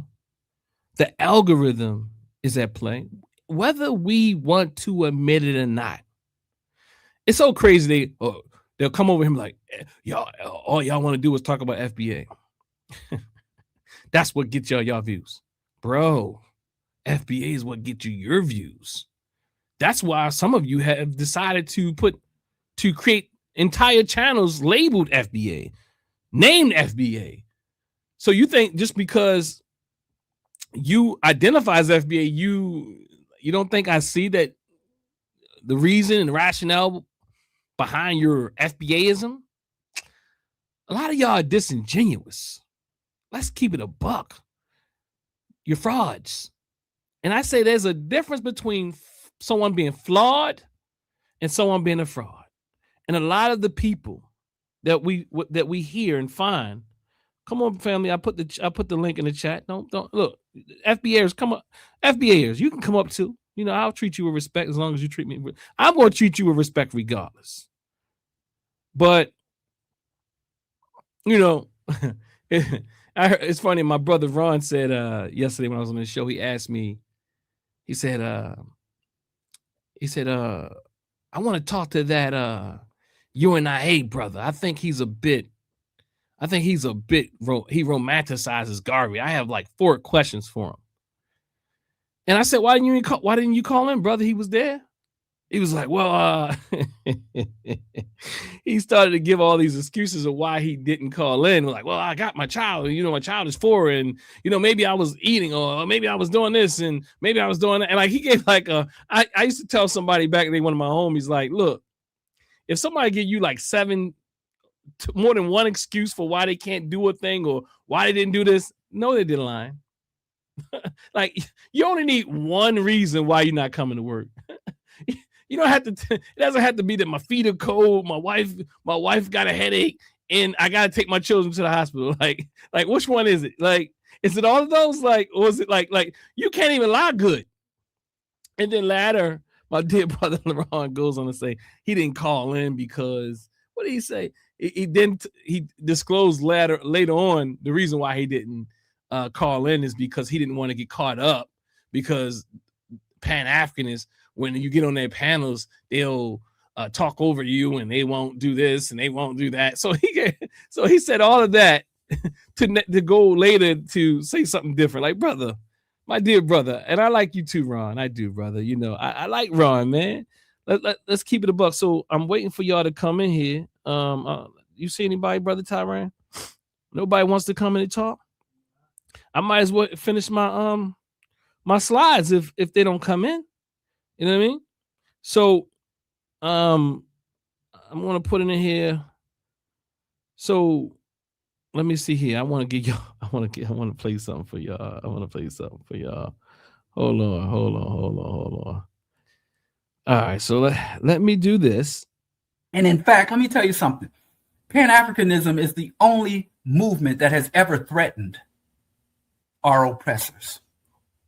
And you're looking at a reality in time in history where Pan-Europeanism, Pan-Arabianism, and Pan-Asianism is flourishing. White folks go to Europe and make these international agreements. NATO is Pan-Europeanism. The World Bank and the IMF is Pan-Europeanism. But you're going to fight. All right, and this is what I want you to really hear. Okay. Wrong? I'm just wrong. All right. So now let me respond. By the way, I like Ruxpin.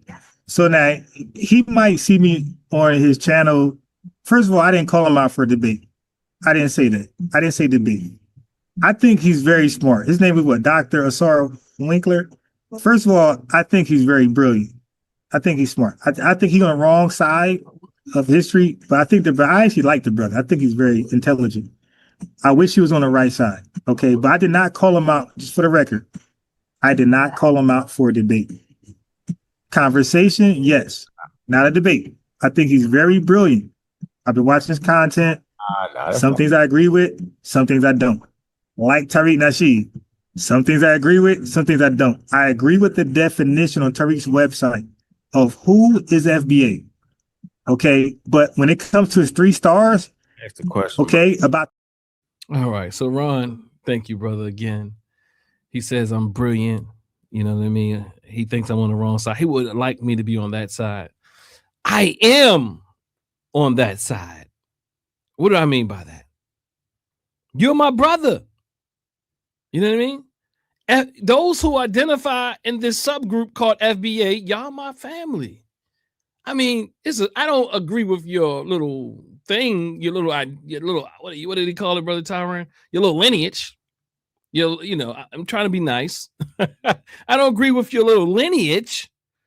I don't think it's necessary. I think I've supported that on various occasions. I think it's, dude, call the doc last night laughing out loud. Dude, call doc. What was it?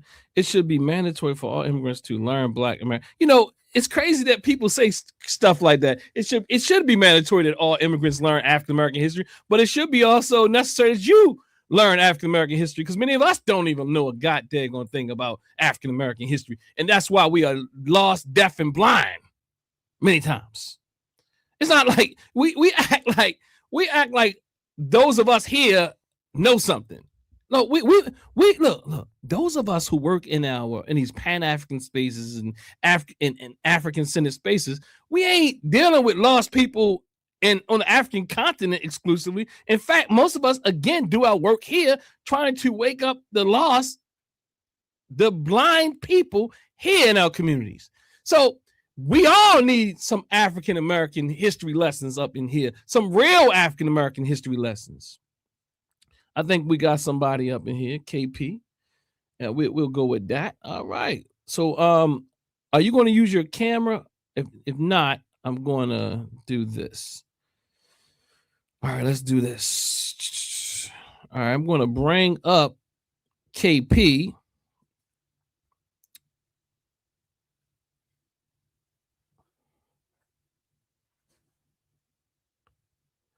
I'll bring up KP.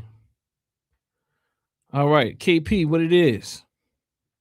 Peace, Dr. Winkler. And first off, let me just say thank you for the source you dropped in the lead of your discussion. I had no idea that the field of psychiatry had explored the question of identity and the differences between, and commonality, sorry, not just differences, between African Americans, Afro-Caribbeans, and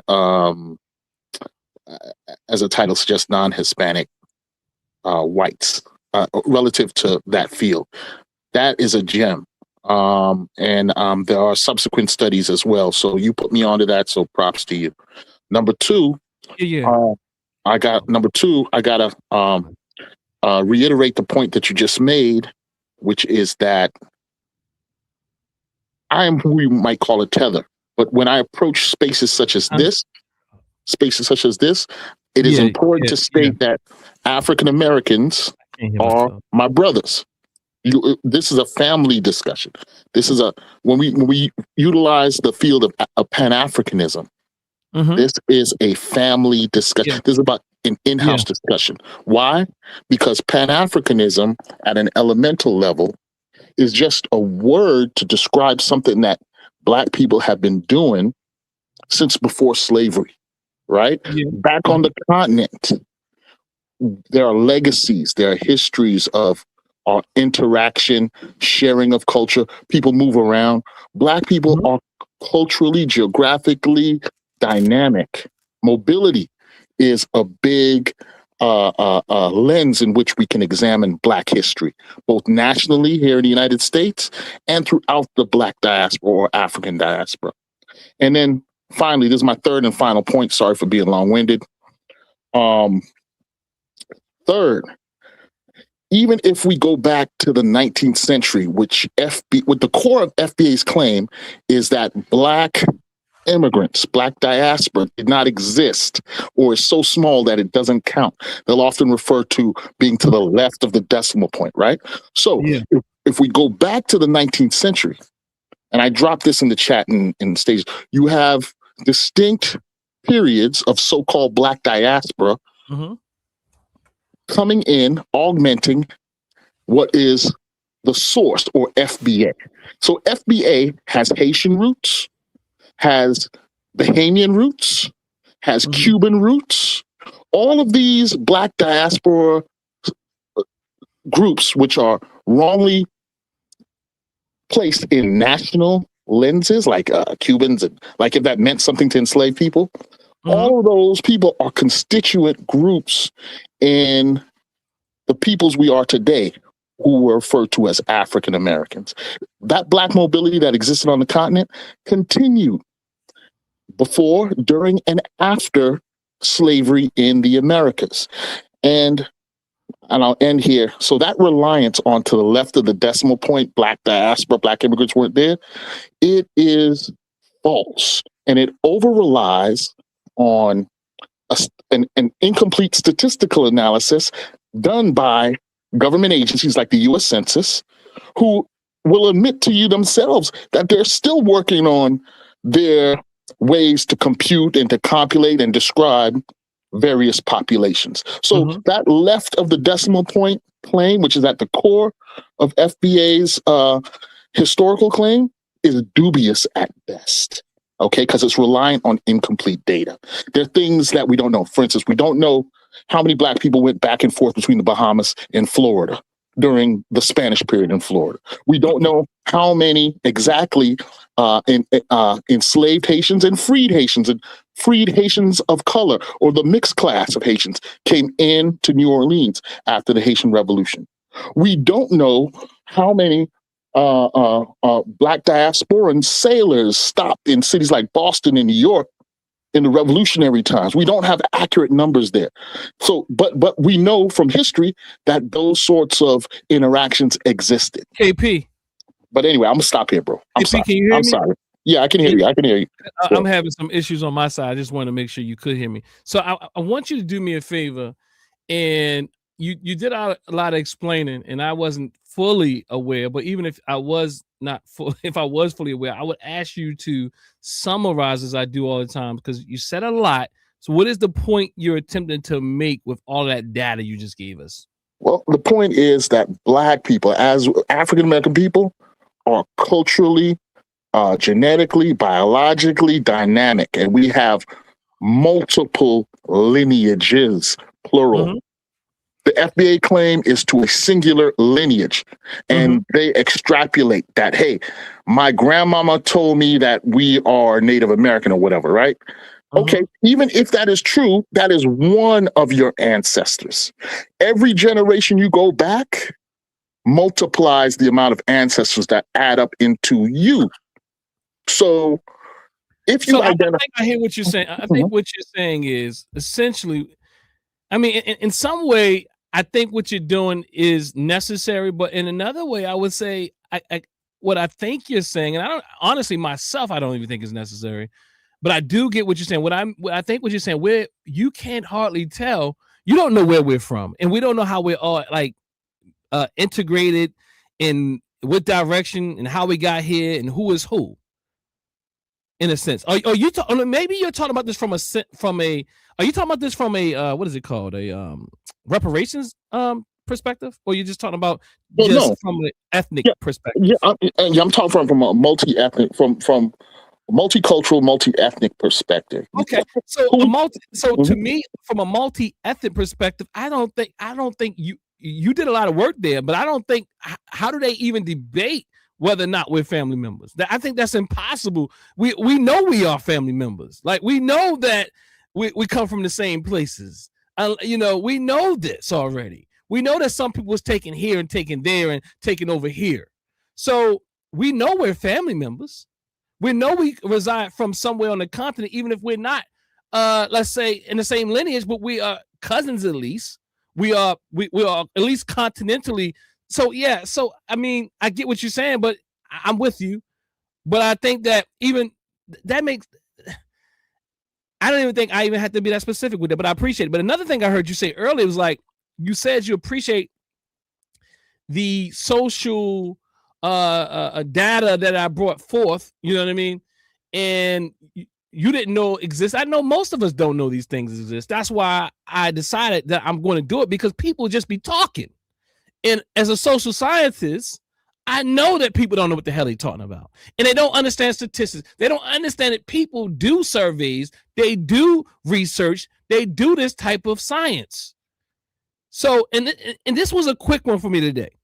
And I'm going to come back with it again and again, and I'm going to have it more detailed, because we don't know. Because they have people thinking, oh, so they hate us and this one hate us. So how do you support that? My question is, you don't have any data to support that. In fact, how different is it? And there is truth that people do have differences of opinion, and they do have, as the research the data showed that I showed earlier, that yeah, people do come with certain mindsets. Not everybody, but people do, but they evolve even. But we have to understand and look at this thing in a more clear perspective, not a hurt perspective. And when you're looking at things from a hurt perspective, what you get is people who can't see nuance, people who can't see what's really going on.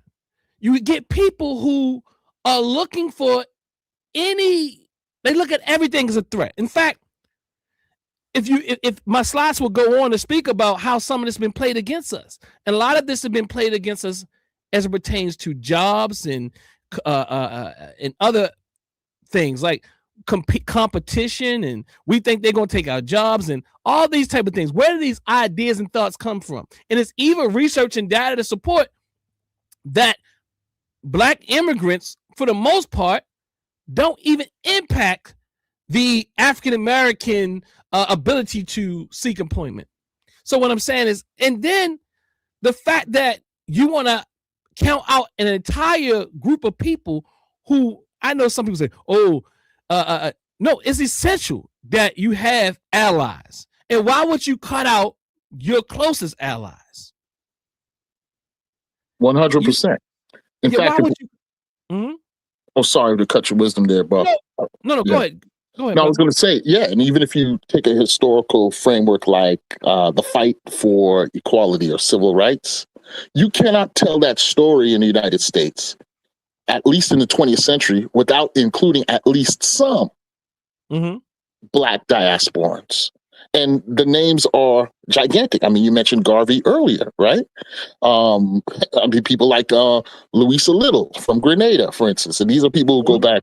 But then you can go again, but more compelling, you can go back to the 19th century and Where you identify. from? Me, man, I'm from all over the place, man. I grew up in Miami, but I have roots all over the Caribbean, Barbados, All over the Caribbean? Antigua, Bahamas. I got relatives from everywhere. Yeah. Is it the United States Bahamas? Yeah, that Bahamas. Yes, indeed. So props to. Okay. What about? Do you have any lineage here? Yes. Well, yeah, absolutely. Like my mother, actually, who grew up in the Bahamas. Her grandmother was born in New York City in the 20s. So I guess you might say she's an anchor baby before they had the term anchor baby, because she came from some Caribbean people who came in before they shut down Caribbean immigration in 1925. But there were waves of Caribbean people who were coming into the United States to work in a variety, for the same reasons why people were pulled by the Great Migration North for jobs. There was the Caribbean migration, which was drawn to fill those jobs as well. And this is not to suggest that, Black Caribbean folk have always had the most harmonious relationship and the assimilation into Black America was seamless. No, there have been beefs, there have been issues, but for the most part, Black Caribbean people, because of their relatively small numbers, have assimilated and melted into Black America. Most times invisibly. Most people don't even know the ancestor. So I'm blessed to have known that about my mother's grandmother, for instance. And that's what I'm saying. Like again, like they're like, where they don't live in our community. Like, I don't know. And look, I know the more, the Jamaicans are the what they call, they're the New Yorkers of the Caribbean. So everybody talk about Jamaica. but what I mean by that, they're like kind of populous, or pardon me, but my wife is also Jamaican. So what I'm saying is, like, in Baltimore, there's lots of Jamaicans too, right? There's a lot of Trinidadians, but there's a lot of Jamaicans. But they live in our communities. I don't know what they talked about. Like I said earlier, like everybody knows a Jamaican Chris. Tyrone, you know a Jamaican Chris? A Jamaican somebody, a Jamaican Tony, or a Jamaican like everybody, like they would actually, be honest with you, hitting the block with the brothers. So it's kind of like they would hit the block. And I'm not even saying it was so there was even beefs and things like that too. That we can talk about as well. But definitely, I know, like, Jamaican brothers and sisters, like, they live right there with you. I ain't talking about like the New York Jamaicans that came down and did that. I'm talking about the ones that grew up with you. Yeah. You know what I'm saying? Yeah. So yeah. And now let me say this because again, this is about family, right? My reason for coming on here is not to disparage or disrespect anybody who identifies as FBA, right? Because I think I understand where they're coming from, right? But this antagonistic posture, I think, is ahistorical. It works against the history. Again, there's something to be said about the post 1965 waves of Latin immigrants, those recent immigrants, of which I am one myself. I came here from the Caribbean, right, in '85, right? But again, like you mentioned in the show, over time, you are assimilated into what is known as African American culture. Now, you also mentioned the term reparations, right? And I think that is the main issue that's animated this current disconnect. This idea that you have to have had a direct lineage to enslave people in the United States. I'm not sure you'll find many Caribbean immigrants who disagree with that. And that's the point. That's another point. That most Caribbean immigrants would agree that, yeah, I mean, if reparations were ever to have been paid, yeah, you would have to show that you were wronged or harmed in this country relative to your family ancestry. This idea that Caribbean immigrants are against that or are trying to somehow cleave onto or tether themselves to reparations claims is another false. What is it? Red herring? Is that the right term? I mean, I mean, it's whatever it is, it's not real. It's false. Exactly. And then it doesn't make sense if you use your brain just a little bit. And then no, I'm at quote unquote FBA. So you keep being gentle. They my look. They can't say I'm not FBA from their definition. So I'll speak. I love them too, though. You know what I mean? But yeah, I get it. And then this antagonistic posture towards Caribbean nation or CARICOM, they would say in a mean way, "Oh well, CARICOM is only looking for reparations for their people." CARICOM is making a claim to the very same British Empire, right, that the 13 American colonies were a part of, right? So when we talk about reparations for slavery in the United States, we have to recognize that the slavery in what was now the continental United States began under British, French, and Spanish auspices. So yeah, they're on the hook too. So I think the conversation should be how the CARICOM claim can be joined with African American claims. There's a bigger bag to be had, folks. When you go after the King and Queen of England too, it is they're the same defendants in this pending claim. So actually, I think that approach. I mean, in the little bit of research I've been looking at lately, I know they're speaking against what is the AU or something like that, or the A something.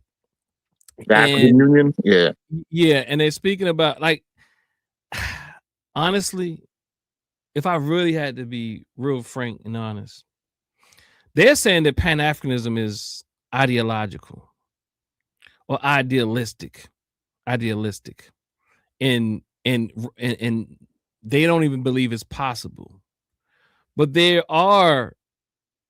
are much closer to what ideals. I'm saying we're real far away from what we ideally want, but we're much more closer to the ideals of Pan-Africanism than we are what you call reparations in this country, especially through the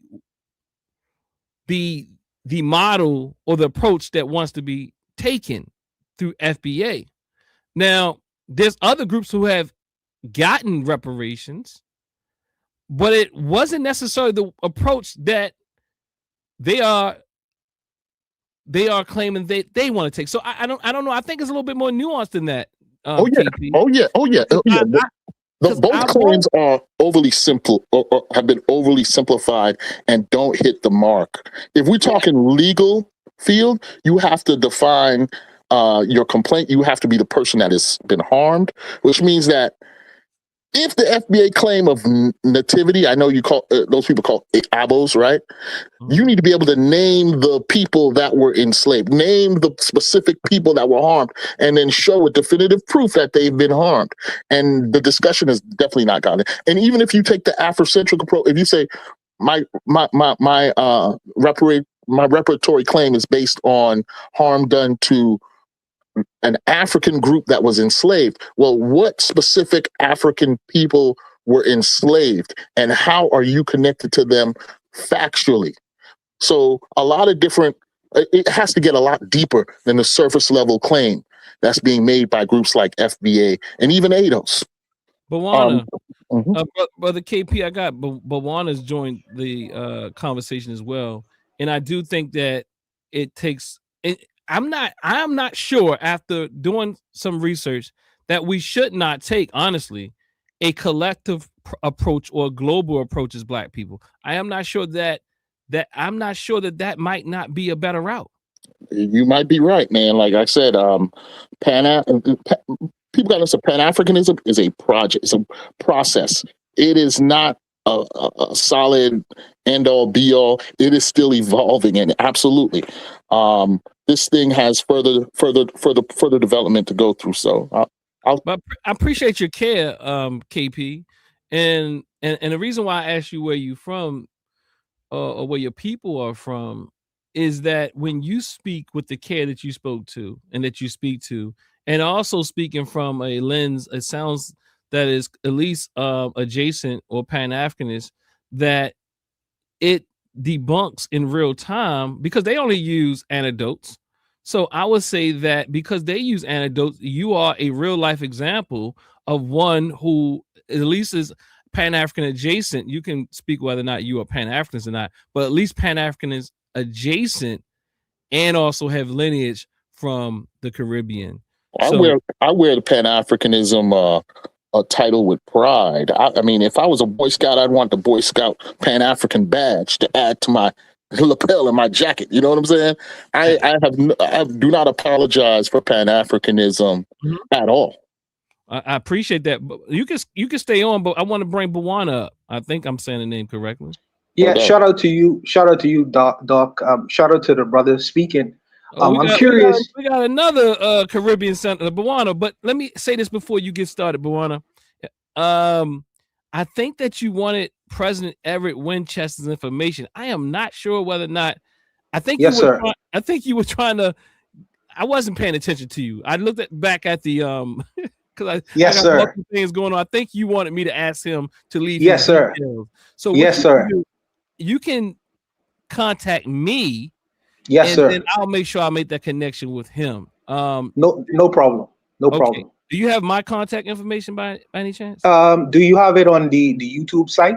Is it on the YouTube? You can hit me on YouTube, but do you have Facebook, Instagram, anything like that? Kind of like I have LinkedIn. Okay. You have LinkedIn? I do have LinkedIn. Hit me up on LinkedIn. I'll do that. We'll go from there. Quick word. I was watching the chat there. This person, Charles Shaw, they sound like a plant. One of these because look, she just said Liberty City, the sub, what now known as Miami Gardens. That is false. I'm a 40-year-long Miami resident. Liberty City is directly north of the city of Miami. Right? Miami Gardens is in the northwest section of Miami-Dade County. So that is suspect, what that person is saying there. I'm just pointing out to show the some of the potential falseness in certain people's claims about nativity. Let's do this. I'm gonna try to see what Bawana got, and I think I got Trinity in.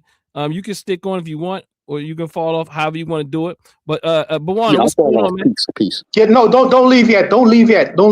Please don't leave yet. Yeah, because you mentioned that. I think that you mentioned your mother was from the Bahamas. I'm curious to know what her last name was. You know, we could be related. You never know. I'm giving away too much information. Don't worry about it. Don't worry about it. Let me just say this. I got plenty of people in Nassau, Table Beach. Yeah, that's where I am right now. Yeah, that's where I am right now. So yeah. you probably know or have encountered my family out there. Probably.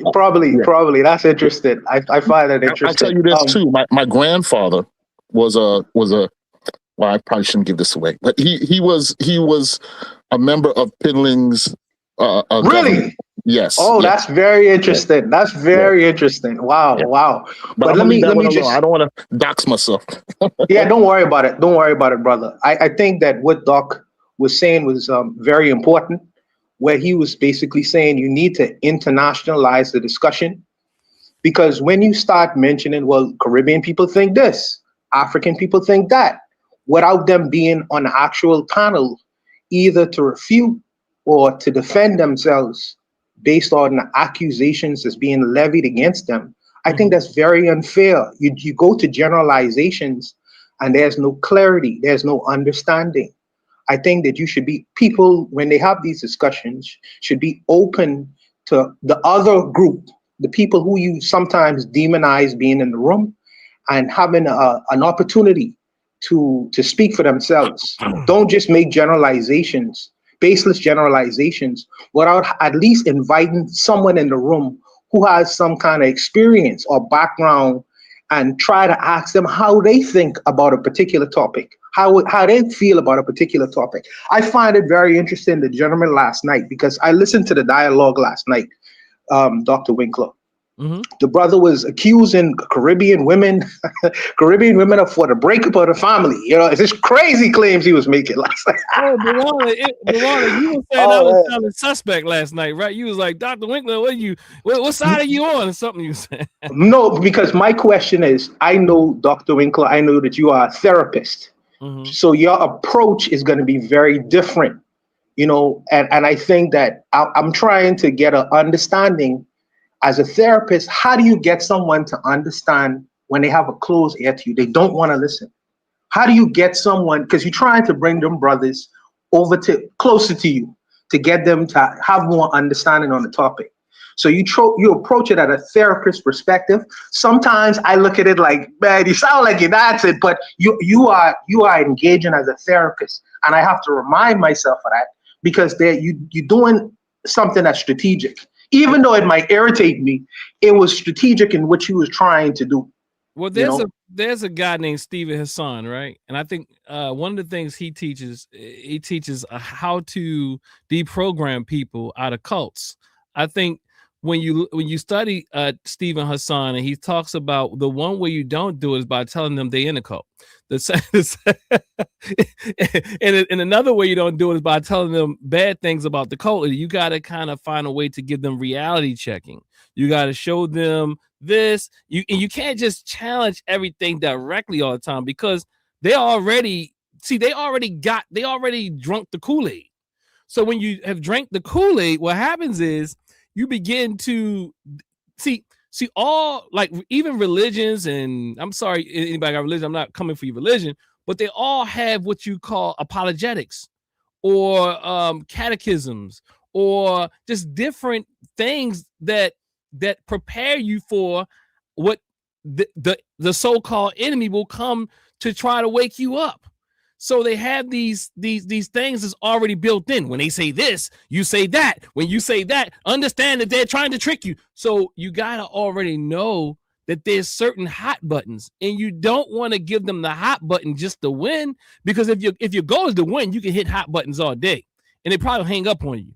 But the goal is not to just hit hot buttons if you truly want to see us heal.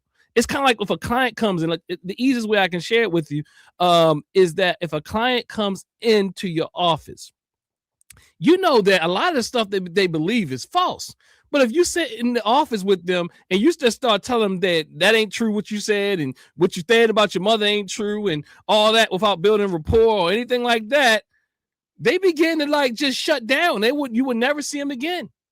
So the reality is, it's not about winning the fight. It's about, first of all, you got to build rapport. You got to help people feel safe and all that type of thing. And then you got to understand where they are intellectually, where they are emotionally, where they're vested in. And you just can't tell somebody a belief is false. That just doesn't work. No. You're right. And I see now that you are actually trying to approach things as a professional. And I can't get sticky about it. It is what it is. I think that you are using strategy, and I'm just not. I wasn't used to it. And I applaud your efforts in trying to reach brothers at a certain perspective, and it on might a certain not be level. For them.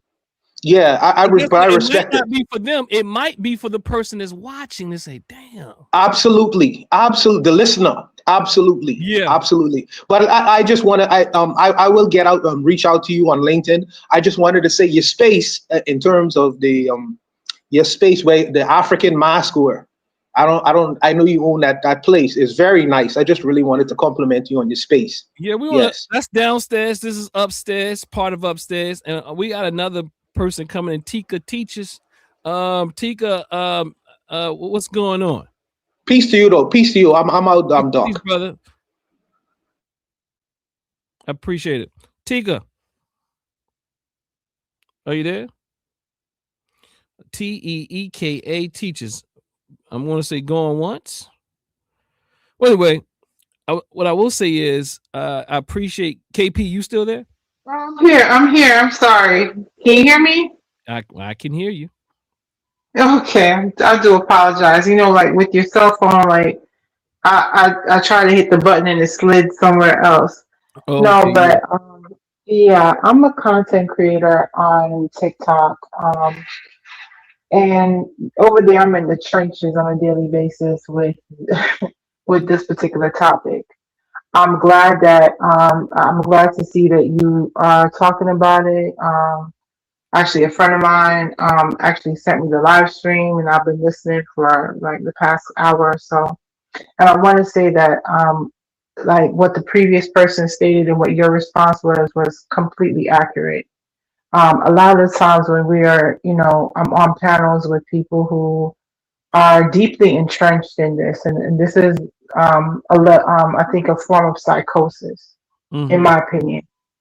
This whole idea of people actively involved in this cognitive dissonance away from Africanity, away from, identifying with Blackness as it derives from being of West and Sub-Saharan African descent. It's a real issue. And a lot of this has now turned into this tribalism slash white nationalism masked in blackface called the FBA.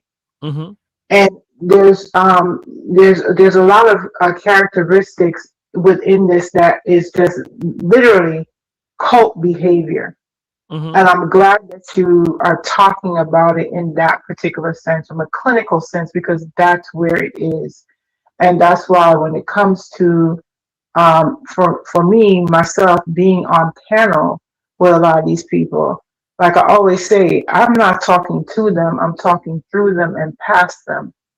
I'm literally trying to get that person that's in the audience, that's, in the hallway on the live or on the panel, that has not made up their mind or has not been able to kind of contextualize every single thing that goes into what this organization really means. And, saying I applaud your efforts in regards to this. And I think that we need to have more and more people speaking about this particular topic, because while I will say that the FBA is a movement that is very much online, everything is like a cancer. You don't want this cancer to metastasize. We want to get it while it's early. And we want to try and make people aware that there is a corrosive element within the Black community that is seeking to destroy any type of level of unity and unification and solidarity that we would have with the broader Black diaspora. That's including our people who are Afro-Caribbean, like myself, African Americans, Afro-Latinos, and brothers and sisters on the Can you say continent. that one more time? What did you say? I just want you to say that one more time, like myself. What did you say, like, before you said like myself? I just want to debunk one other thing. What did you? How did you label yourself? Afro-Caribbean. Can I ask you to say that loud and proud? Afro-Caribbean. And the reason why I'm saying that, because part of the madness is they'll say they don't call themselves African or Afro or none of this type of thing. I say you're lying. There's a term called Afro-Caribbean, and there's also, if you look at it, even on a more specific island level, they do use these terms too as identifiers to distinguish them between the other Caribbeans that are not of African descent or Black descent. Afro-Jamaican, yeah. Yeah, so there's a lot of fallacies, and I'm going to end it. Our dear, I don't know what to call him over there, but for some reason, it's getting cold in here, and he's looking at me really strong, but nonetheless,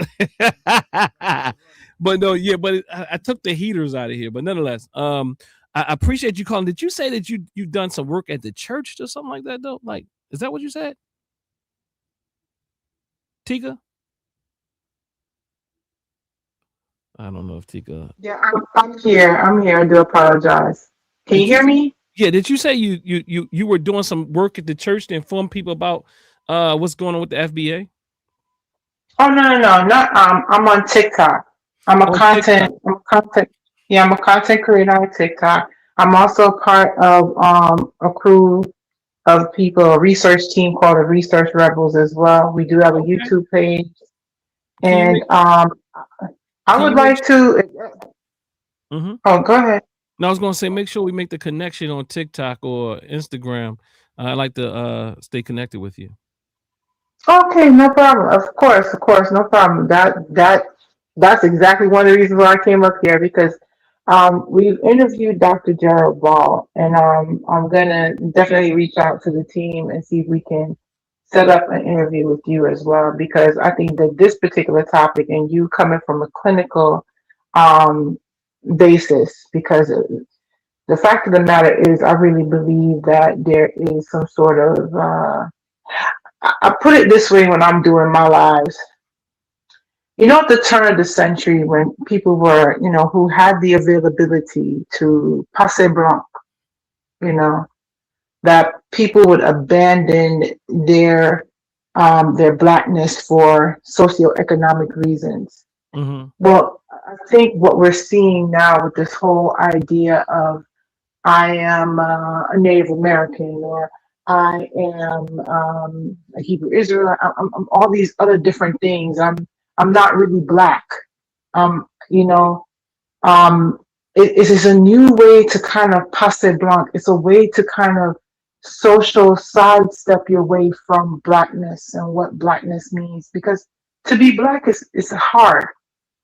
It is hard. And I think that what we're seeing is a Absolutely. psychosis, it's a break in the mind away from blackness in order to elevate oneself by disassociating yourself with blackness and with black culture.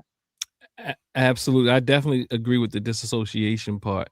I want to ask you a question before you go. Hmm. Um, do you mind sharing what Caribbean background you have? I'm Jamaican. Okay. Am I your brother? Of course, all black people are my brothers and sisters. I just That's want the to way I grew up. I just want to That's say the it way I because these grew are up. like to me, I just find that we have to be simple in Mhm. in saying these things because many of the myths they put out or the allegory, no, not even allegories, the mythologies, but the myths they put out, the falsehoods, I need a stronger word, that they put out Mhm. are easily debunked. And I just want to, I want them to hear that everybody who came on this panel, including my dear sister here, were from the Caribbean. And I want to, and you heard the brother say he's a Pan Africanist. You heard the other brother say he's a Pan Africanist. He came on last I'm a week. Pan Africanist too. My dear sister says she's a Pan Africanist, and she said I am her brother. Now, I'm from the United States. You know what I mean? Hmm. Via Africa for sure. But Hmm. I just want to say it's that simple to debunk it because again, I use data and I use statistics, but again, all they bring is anecdotes. So I don't even need to bring the data and statistics because they don't do it. But I do it just to go the extra mile to show you people the social science and what's really going on a more aggregate level. But Hmm. literally, all I need to say, if I was doing the same thing they were doing, is bring my dear sister on and say, "Am I your brother? What part of Jamaica are you from?" Montego Bay. Montego Bay. You hear? It's coming out now. You hear? You hear? Mhm. So I appreciate you calling, and you want to leave the people with anything before you go? Yeah, nothing more than to understand that black solidarity is the key to our liberation as a people. We can't be liberated. We can't be seen in an elevated view in this world unless we develop a level of solidarity within ourselves and to the continent. I think that once the Black diaspora connects with the continent and Absolutely. emboldens the continent, strengthens Africa, Mhm. that's when we'll have some leverage. Boom. Because yes, you were talking about reparations and reparative justice. I know for a fact that CARICOM is working on it. They have, contacted Parliament and all that stuff in regards to it. And I know that there's something being done in North America in regards to it. But on the fact that this is the greatest, you know, atrocity that's ever occurred to human beings. This is over a 500-year span, and it has affected the lives of over 200 million descendants in the Western Hemisphere plus all the people on the continent, plus all that we have dispersed around the world. This is a crime against humanity. And if we are all together upon this, and then we have an Africa that has those resources that can be withheld from the Western world if they don't pony up and give us back what we deserve, that's how we develop leverage. But we can't do any of that if we are scattered, if we are broken, if we are not in congruence with one another. Real talk. And one of the things I wanted to say is, and even what they claim about CARICOM many times is false. If let's say you migrated from the United States to the Caribbean, you would also benefit from CARICOM. 100%. You know what I'm saying? So so they put out misinformation. But go ahead, dear brother and dear sister. I thank you for your time. I thank you for your. Let's please get in contact with me and let's continue this work. I appreciate it. I think that's KP. Okay. Yeah, I just want to follow up the powerful sister's testimony here, because what she's really speaking about is the need for Black love. And I want to leave by reaching out and showing props to the people claiming FBA, because one of the most powerful Black histories is that of the formerly enslaved people in the United States. And the first thing they did after emancipation was to travel as far as they could to use Black love to recover, to reconnect to family members who had been sold away.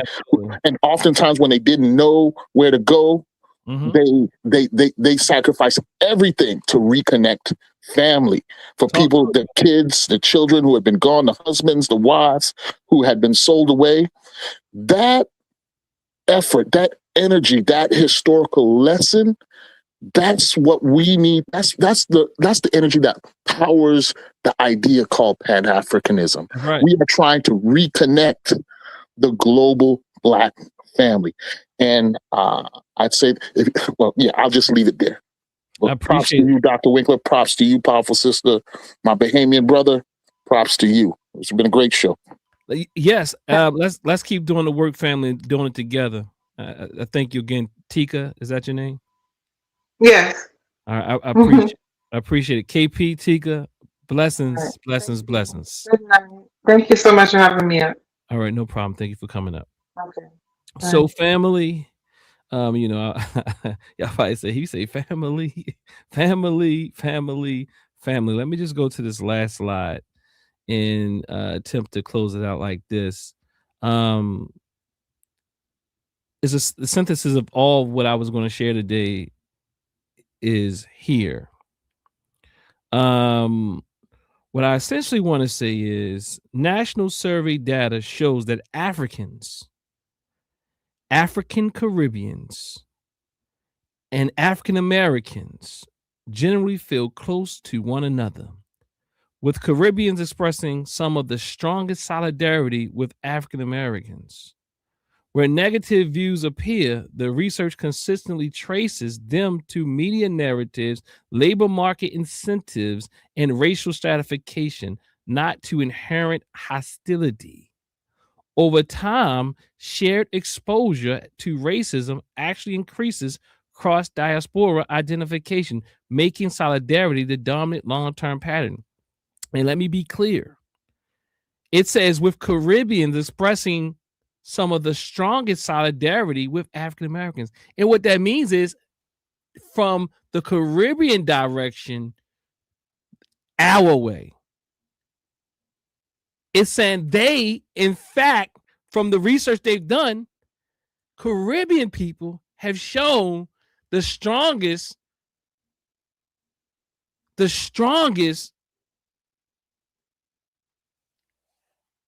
closeness as it pertains to African Americans. It's not saying African Americans doing it the way. We still are strong in that direction, just like Africans are strong in the direction as well. But Caribbeans have shown some of the strongest, especially towards us. Family. Let me get out of here before Brother Tyran kills me. I appreciate the dear brother. Y'all show him some love, family. Send me some super chats or something. Send me something so I can keep him coming. And family, until next time, we will say, I'm out. Peace and power. When you claim your Africanness, you're going to get your mind back.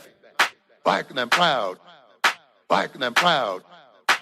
When you claim your Africanness, you're going to get your mind back. Black and I'm proud. Claim your Africanness. Black and I'm proud. I'm telling you. When you claim your Africanness, you're going to get your mind back. Black and I'm proud. Claim your Africanness. Black and I'm proud. I'm telling you. When you claim your Africanness, you're going to get your mind back. Black and I'm proud. Claim your Africanness. Black and I'm proud. I'm telling you. Become a part of it. Embrace it. Become a part of it. Embrace it. Become a part of it. Embrace it. Become a part of it. Embrace it. When you claim your Africanness, you're going to get your mind back. Black and I'm proud. Yeah. Claim your Africanness. Black and I'm proud. I'm telling you. When you claim your Africanness, you're going to get your mind back. Black and I'm proud. Claim your African.